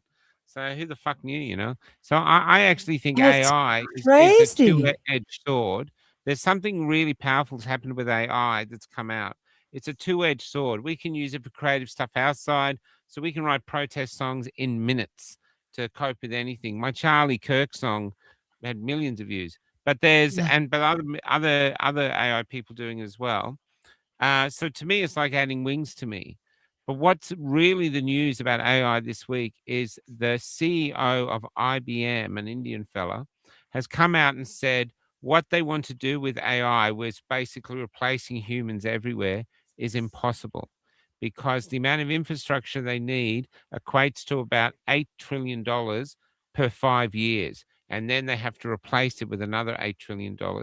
The That's brilliant. and what he says is just the interest repayments on the $8 trillion would be about $800 billion a year, and none of the tech companies make that money, so they couldn't pay the interest repayments. And then there's the power, the amount of power they Yeah, would need. yeah. Would mean. So basically, I think this thing of AI is going to replace us. It's just the latest fear porn. We had climate change, we've had COVID, we've had all this other shit. Now I think AI, and I know AI is going to take some jobs, but I don't think it's going to be the devastation that they've said it's going to be. I could be Michael, wrong. it's not the workers and it's not the money. I mean, the valued nature of money is a fallacy. They can print however much they want. I mean, that is Yes. the nature of the system we live under. I mean, that's a bunch of bullshit. The problem they have is the energy, right? And we Yes. can see with this net zero palaver that they're spinning around the Five Nations. I mean, don't get me started on what they're doing in Western Australia and the coal mines and the factories that they've shut, all the rest of it. This is their Did problem. you guys see the windmill blades are full of asbestos and they break yeah. down? No way. Oh, And the God. sand in kindergartens, also from China. Yeah. Yeah. Oh, God.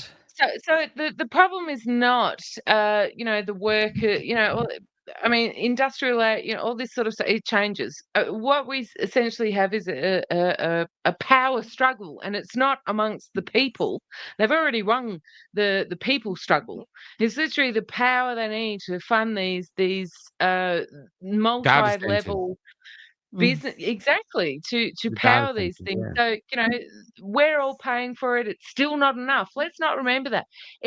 Canada's got it right up the hooter, and it's still not enough. So they keep doing it, country after country. It's still not enough. So That's why they're we've talking got about to ask nuclear now. ourselves, where does it end? Because they do have a projected goal that they're after, absolutely, but it's not enough. So where is it going to end?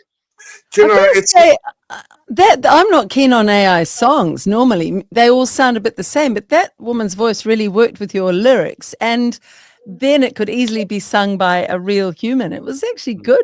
Sorry, Paul. What were you going to say? yeah. I was just going to say it's a great excuse to print a conjure out of thin air a whole lot of trillions more and give it to these data centers and energy operators and the friends of the people of the bankers who we're at the end days of this fiat currency system. Yeah, that's what I'm saying. Could they really print $8 trillion more, Paul? They've been printing trillions, and look at the U.S. stock markets.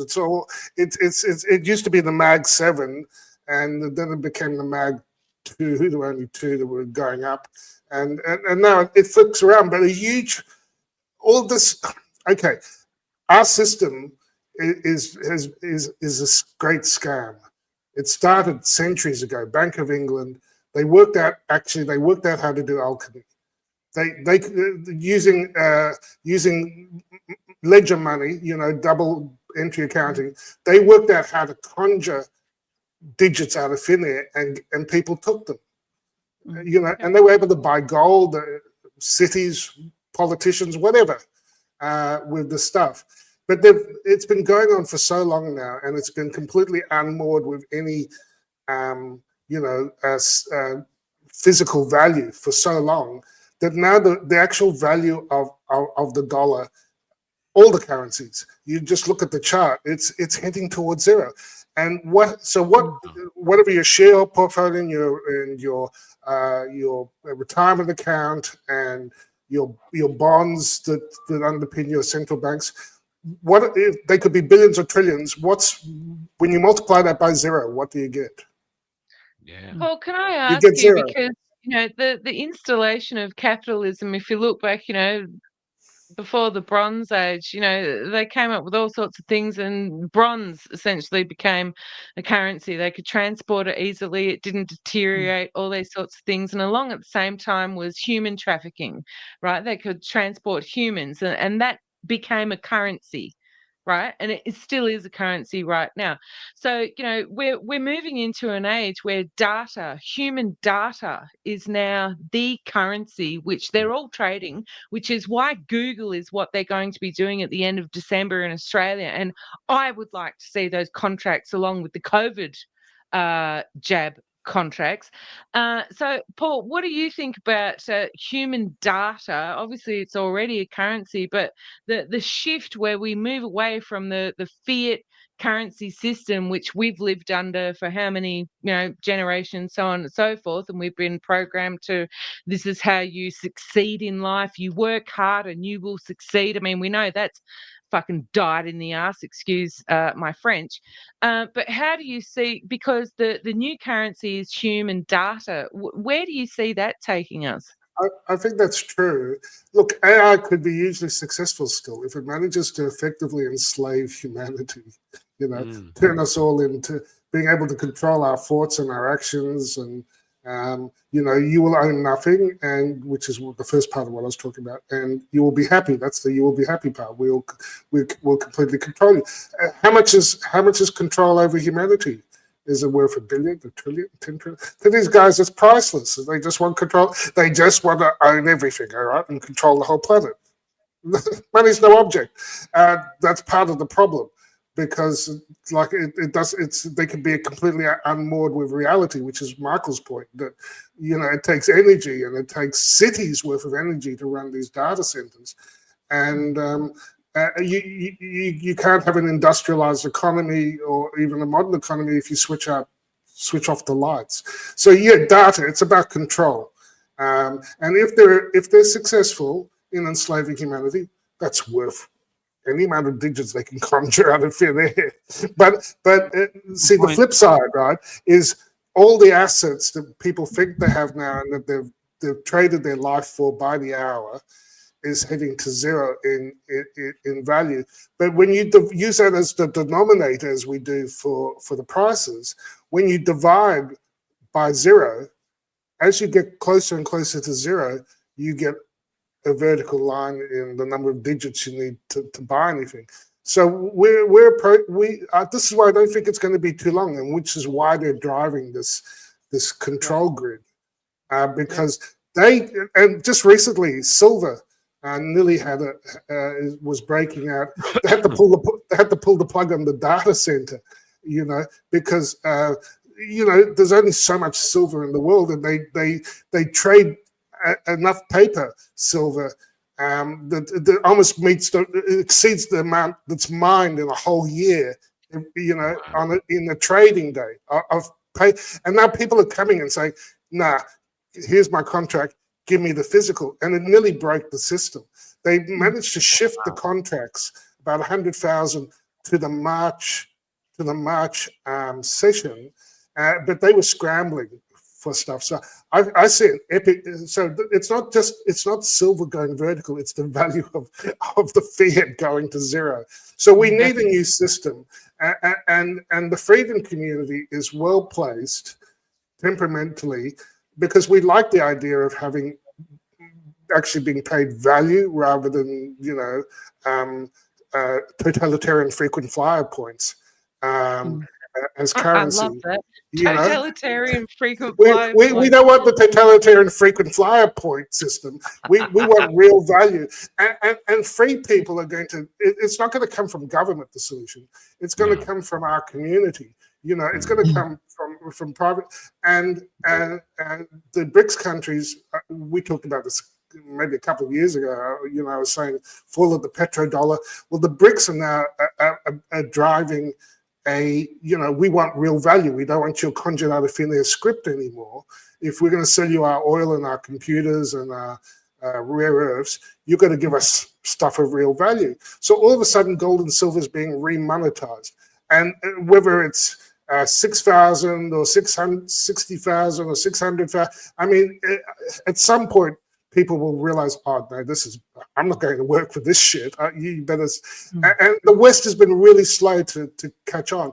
But if our community, just out of free choice, it's not being imposed by Putin. It's just people wanting a fair value. Stuff that's not going to get eroded away. And those solutions are coming. It's actually a very exciting year. I think they're clamping down because they're really worried that they're about to be rolled by people in a bus who use AI to write songs and stuff. And that may be the social fabric they're talking about. We don't know because we haven't seen the fabric yet. Paul, I hate to interrupt you, but I think it's midnight in New Zealand. I was just it is. It is. Keep going? Look, I'm loving it so much. I keep going a little bit longer, but I just think there's going to be a bifurcation. I think there are going to be those who still want to obey, and they're going to be jabbed with more and more ridiculous stuff for more and more imagined illnesses, because that's what Bill Gates is obsessed about. And they're going to eat rubbish food and trust the system and watch the news.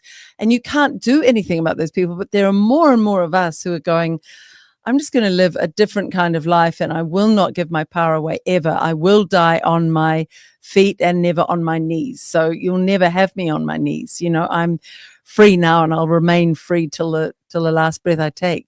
And so I think when there are enough of us, I think we will. I hear it in the Candace Owens podcast. That is unmissable, everybody. And if you haven't been listening since Charlie Kirk died, just throw it on every time you're in your car, because she is the most extraordinary journalist in the world right now. And she is slowly picking apart all of the lies around her friend's death. And she's just saying, I will never vote again. It's a totally broken system. It's so corrupt. How could Trump have had Charlie work for him and not be standing up for this amazing, person who's been executed in full public view to traumatize all of us. But she picks it apart and then she goes, we just need a new system. She's saying that there are lots of other leading podcasters who are starting to talk like that now. We all agree this doesn't work. These politicians are irrelevant in our lives. Yeah. They're absolute buffoons. I mean, Albanese is just a pathetic creature. Even Dern on Graham Norton, it's just so desperate the way she's marketing herself to head up the UN. And the UN doesn't even mean anything. So all of it's crumbling. But in a really exciting way, the money system, the health system, it means that something new will be born. And what will that be? And it has to be small. It has to be personal. It has to be more local. We cannot have this centralization. We can't have, I think it was Elon Musk today who called for the EU to be collapsed as well. It's pathetic. And we can't have these stupid people in Canberra telling some Australian community, in the far north in Arnhem Land, how they should live. It just doesn't work. The system does not work. And the centralized people just get more and more corrupted. Didn't your communications minister go overseas and spend an absolute fortune on herself with hotels and things just recently? I mean, they're just... Ski trip they're for just... a family. There is zero value. Yeah, that's it. Wow. Total corruption. So I think we should celebrate that. The more we can go off on our own paths and the less we want to buy from society. And I have 3 farmers that I can get unjabbed meat from now. That's amazing. When you've got a freezer, when you've got enough really healthy meat and you can grow some vegetables or, in your case, Michael, go to markets and get some healthy veggies. That's your food taken care of. It's so simple. Look after your soul, look after your body, look after your, friendships with quality people, not trashy people, not rubbish people who turn their backs the minute the government tells them to turn their backs on you because you're different. Those friends, there was no loss in those friends. So I think it's been a giant, messy sort of cleanup in the last 5 years. What do you all think? There'll be another cleanup. Liz, I just have to say it because I know people in the audience are thinking it, and I most certainly am. When you're talking about those big podcasters who have all of those sponsors who say things that they're supposed to say, be very careful. Be very careful. I know you just mentioned Charlie Kirk and Candace, and look, I've written numerous articles about Candace, what an atrocity it is, and Tony Burke, nice name by the way, Burke, not allowing her into Australia to exercise her right for free speech among 5 Iron Nations. But I will just point out that people need to do their own due diligence when they are watching and supporting big podcasters that have certain supporters. I'll just put that out there. Oh, yeah, I agree with that. And I think I know what you're alluding to there. I was thinking of Sean Ryan. He was amazing the other day with the guy who was in the helicopter that crashed in Mogadishu. And that was the basis for the film Black Hawk Down. Yeah, Black Hawk Down. And he was such a decent guy. Oh, the way he spoke, he was so beautiful, and he'd stood in politics. And then he'd been basically pushed out in the early stages because they knew they couldn't corrupt him. And Sean Ryan, I've never heard him like this. He was, every second word was a 4-letter word, but it was perfectly placed because he was going, and he was saying Trump just surrounds himself with yes men. And you could hear in the way Ryan speaks that he's so angry that he endorsed Trump, that no matter, there are certain things, yes, you could say Trump's better than Kamala, but, that's damning with faint praise, really, because Trump has really not done what he could have done. He could have been the greatest president, and he is, he just looks like he is, owned by a certain country, and we all know that. And it's pitiful. A little bit embarrassing now. It's really embarrassing. I just see a little poodle on a lead now when I see Trump, I agree. Yes, I agree. Well, someone asked us to go out on a high. So I think I'd like to say, if this is our last Sunday show on Facebook, Mark Zuckerberg, go fuck yourself. And but what I'd like to say is that for me, COVID, I found a community. Call them the Orphans of Goodbye Road. Doesn't matter whether you're at Epic, some found it in marches, in little groups, wherever. I remember in WA where King Cole's place, and there was a whole community there. All these people from different backgrounds just getting on fabulously. And I think that is the gift we've been given. In the time they're trying to separate us and make us anonymous even to ourselves, we actually do the opposite. And I think bit by bit, people will want what we have. And that's our responsibility to start shining. Instead of banging, why won't you listen to us? Just start shining, start living, whatever that means to you, and start celebrating being alive. Make your life a grateful prayer to God that you're a part of his audience, you understand it, and you love it, and the others can go fuck themselves. How's that?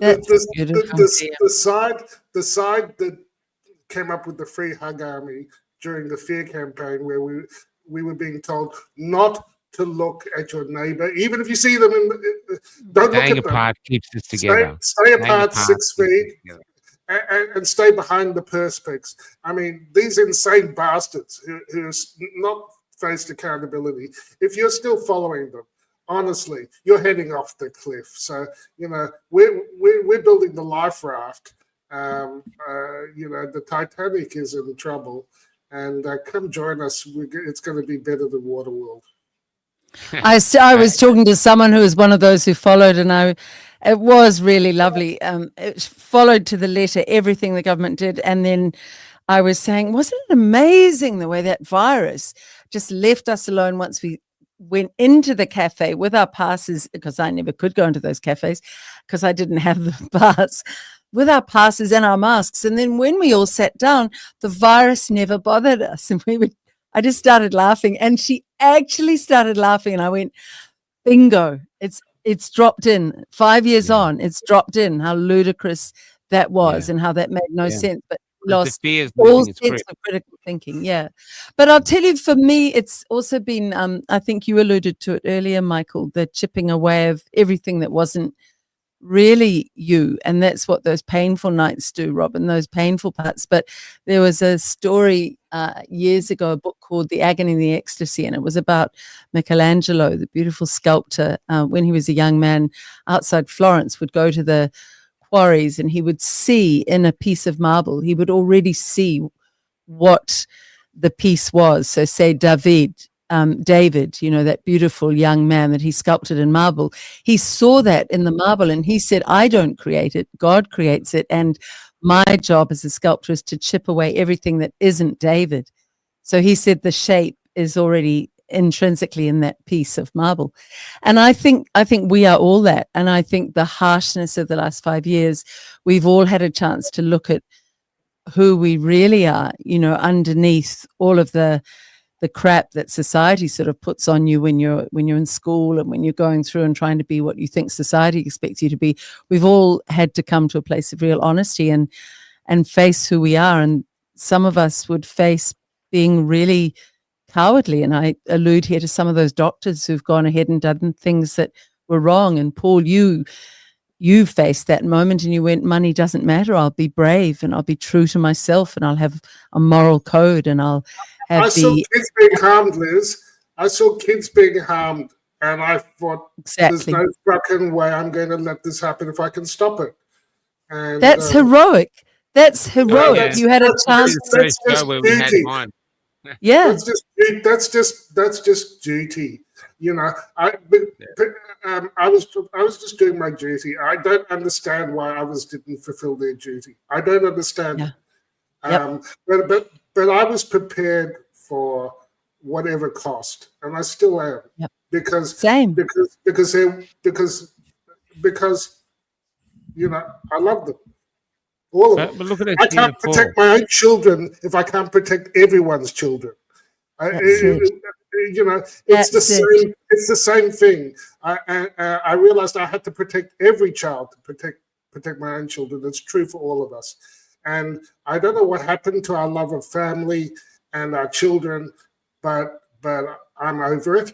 And I just note that, you know, this week we had in America, we had the first identified FDA vaccine deaths among children. And this is Ernesto, and this Ernesto Jr. and Ernesto. And I talked to Ernesto. He's a gorgeous guy, and you know, his love for his son.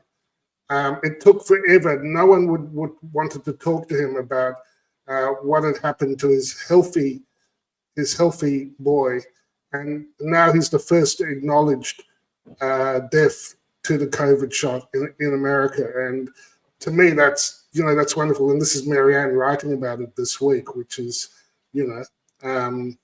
but 5 days after the COVID shot, while he was playing basketball, he just didn't come home. He dropped dead on the court. His heart was twice the size of. Sorry, it's not the positive note we were hoping, but it's positive that it's acknowledged now. You see, and that was the thing that and then the Hep B just the other day, the Hep B vaccine. You know, how many times, Michael, was I saying? They're giving this shot to babies just after they're born. It makes no sense. They studied it on 147 kids for 5 days, and they're calling it safe, and then they give it to billions of babies. This is fucking insane. Well, they've revised that just the other day. You know.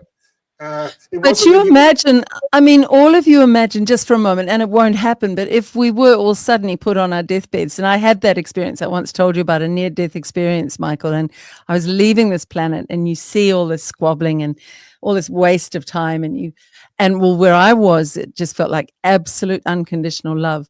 But I know that no matter how imperfect, and there could have always been more that I could have done, but I've given my best in the last 5 years to help, to make it a better world, to stand up where bravery was called for, to find those like Barry who need that support and are being brave and are being bullied and being unfairly treated. And we've each of us in our little corner, and there are thousands of you out there watching Café Locked Out, you know, thousands, millions of you across Australia who in your quiet ways are willing to stand now and say no to tyranny and do what it takes. And that is such a gift of this lifetime, I think, to be able to die and go, I actually like myself. I like what I've done in this life, because I would feel that. I would. It's not perfect, but I was as gutsy as I could be. All three of you have done the same. You've all gone through hell and you've all stood up. You know, what's my saying? Knock down 7 times, get up 8. You've all done that, and you've all gone out and tried to make it a bit better for somebody else, and you've all faced your own fears and inadequacies, and you've kept going anyway. And to thousands of you out there who support and love Café Locked Out, keep doing it. And just quietly say no when this tyrannical American Karen tries to silence you, and go out to pubs and link up and do what Robin was talking about, you know, have conversations and realize they can never hurt me, control me, have any power of me unless I allow them to, and I will not allow that. That's how I'd end this show. Robin, what about you? That's how we end the show. No one saying anything. Okay, you're not going to like. This is we're going out with Epic now. This is a tribute to Epic. So this is my footage of people crossing the bridge. This is my lyrics about AI music. But this is a celebration of Epic. But it also goes to all the marches we went to. I found great brothers and sisters in the early marches of Melbourne. I still love that time. Anyway, good night, Robin. And say a prayer for Barry Young on December the 11th that he wins. Yeah. Thank Liz, you. great to see you. Great. Lovely to see you guys, all of you. Thank you, Doc. Thank you for all the comments too. Yeah, good to see you, Robin. See you. Bye, Paul. Love you, Robin. See ya.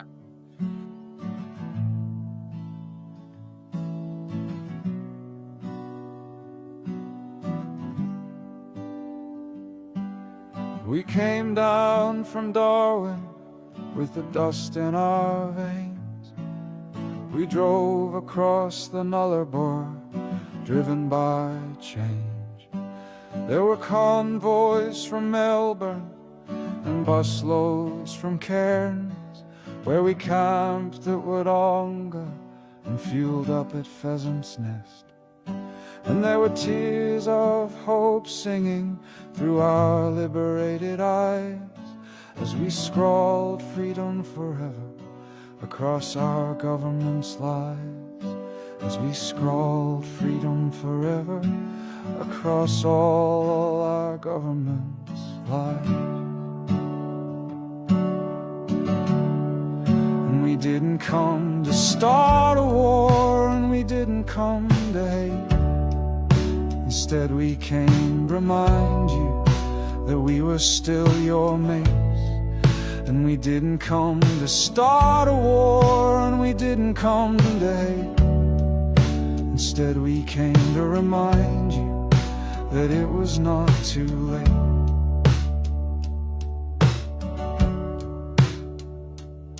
But our country had gone crazy, corrupted by fear. And before us the long path was already flooded with tears.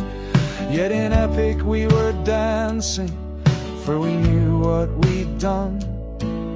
Together we'd made the birth of all our freedoms. And this new cry for liberty were the smiles in our hugs, as the cops haunted our periphery like tyranny's new thugs. But for one night in Canberra we knew we were aglow, and our luminance was shining like a beacon of hope. And we didn't come to start a war, and we didn't come to hate. Instead we came to remind you that we were still your mates. And we didn't come to start a war, and we didn't come to hate. Instead we came to remind you that it was not too late.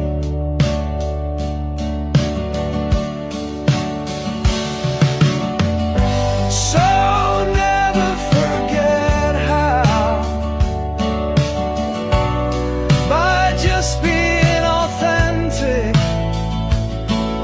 we drew a deep line in their cold sand, from a showground called epic. So never forget how, by leading the way, we wrote a fresh song of freedom that you can still sing today.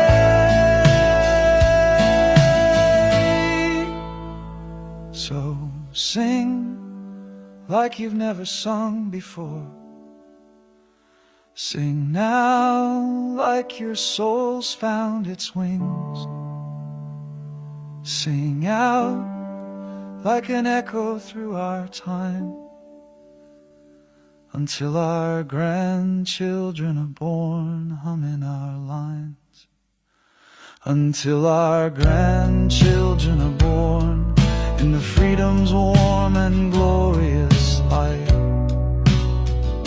Until our grandchildren are born in the freedom's warm and glorious light.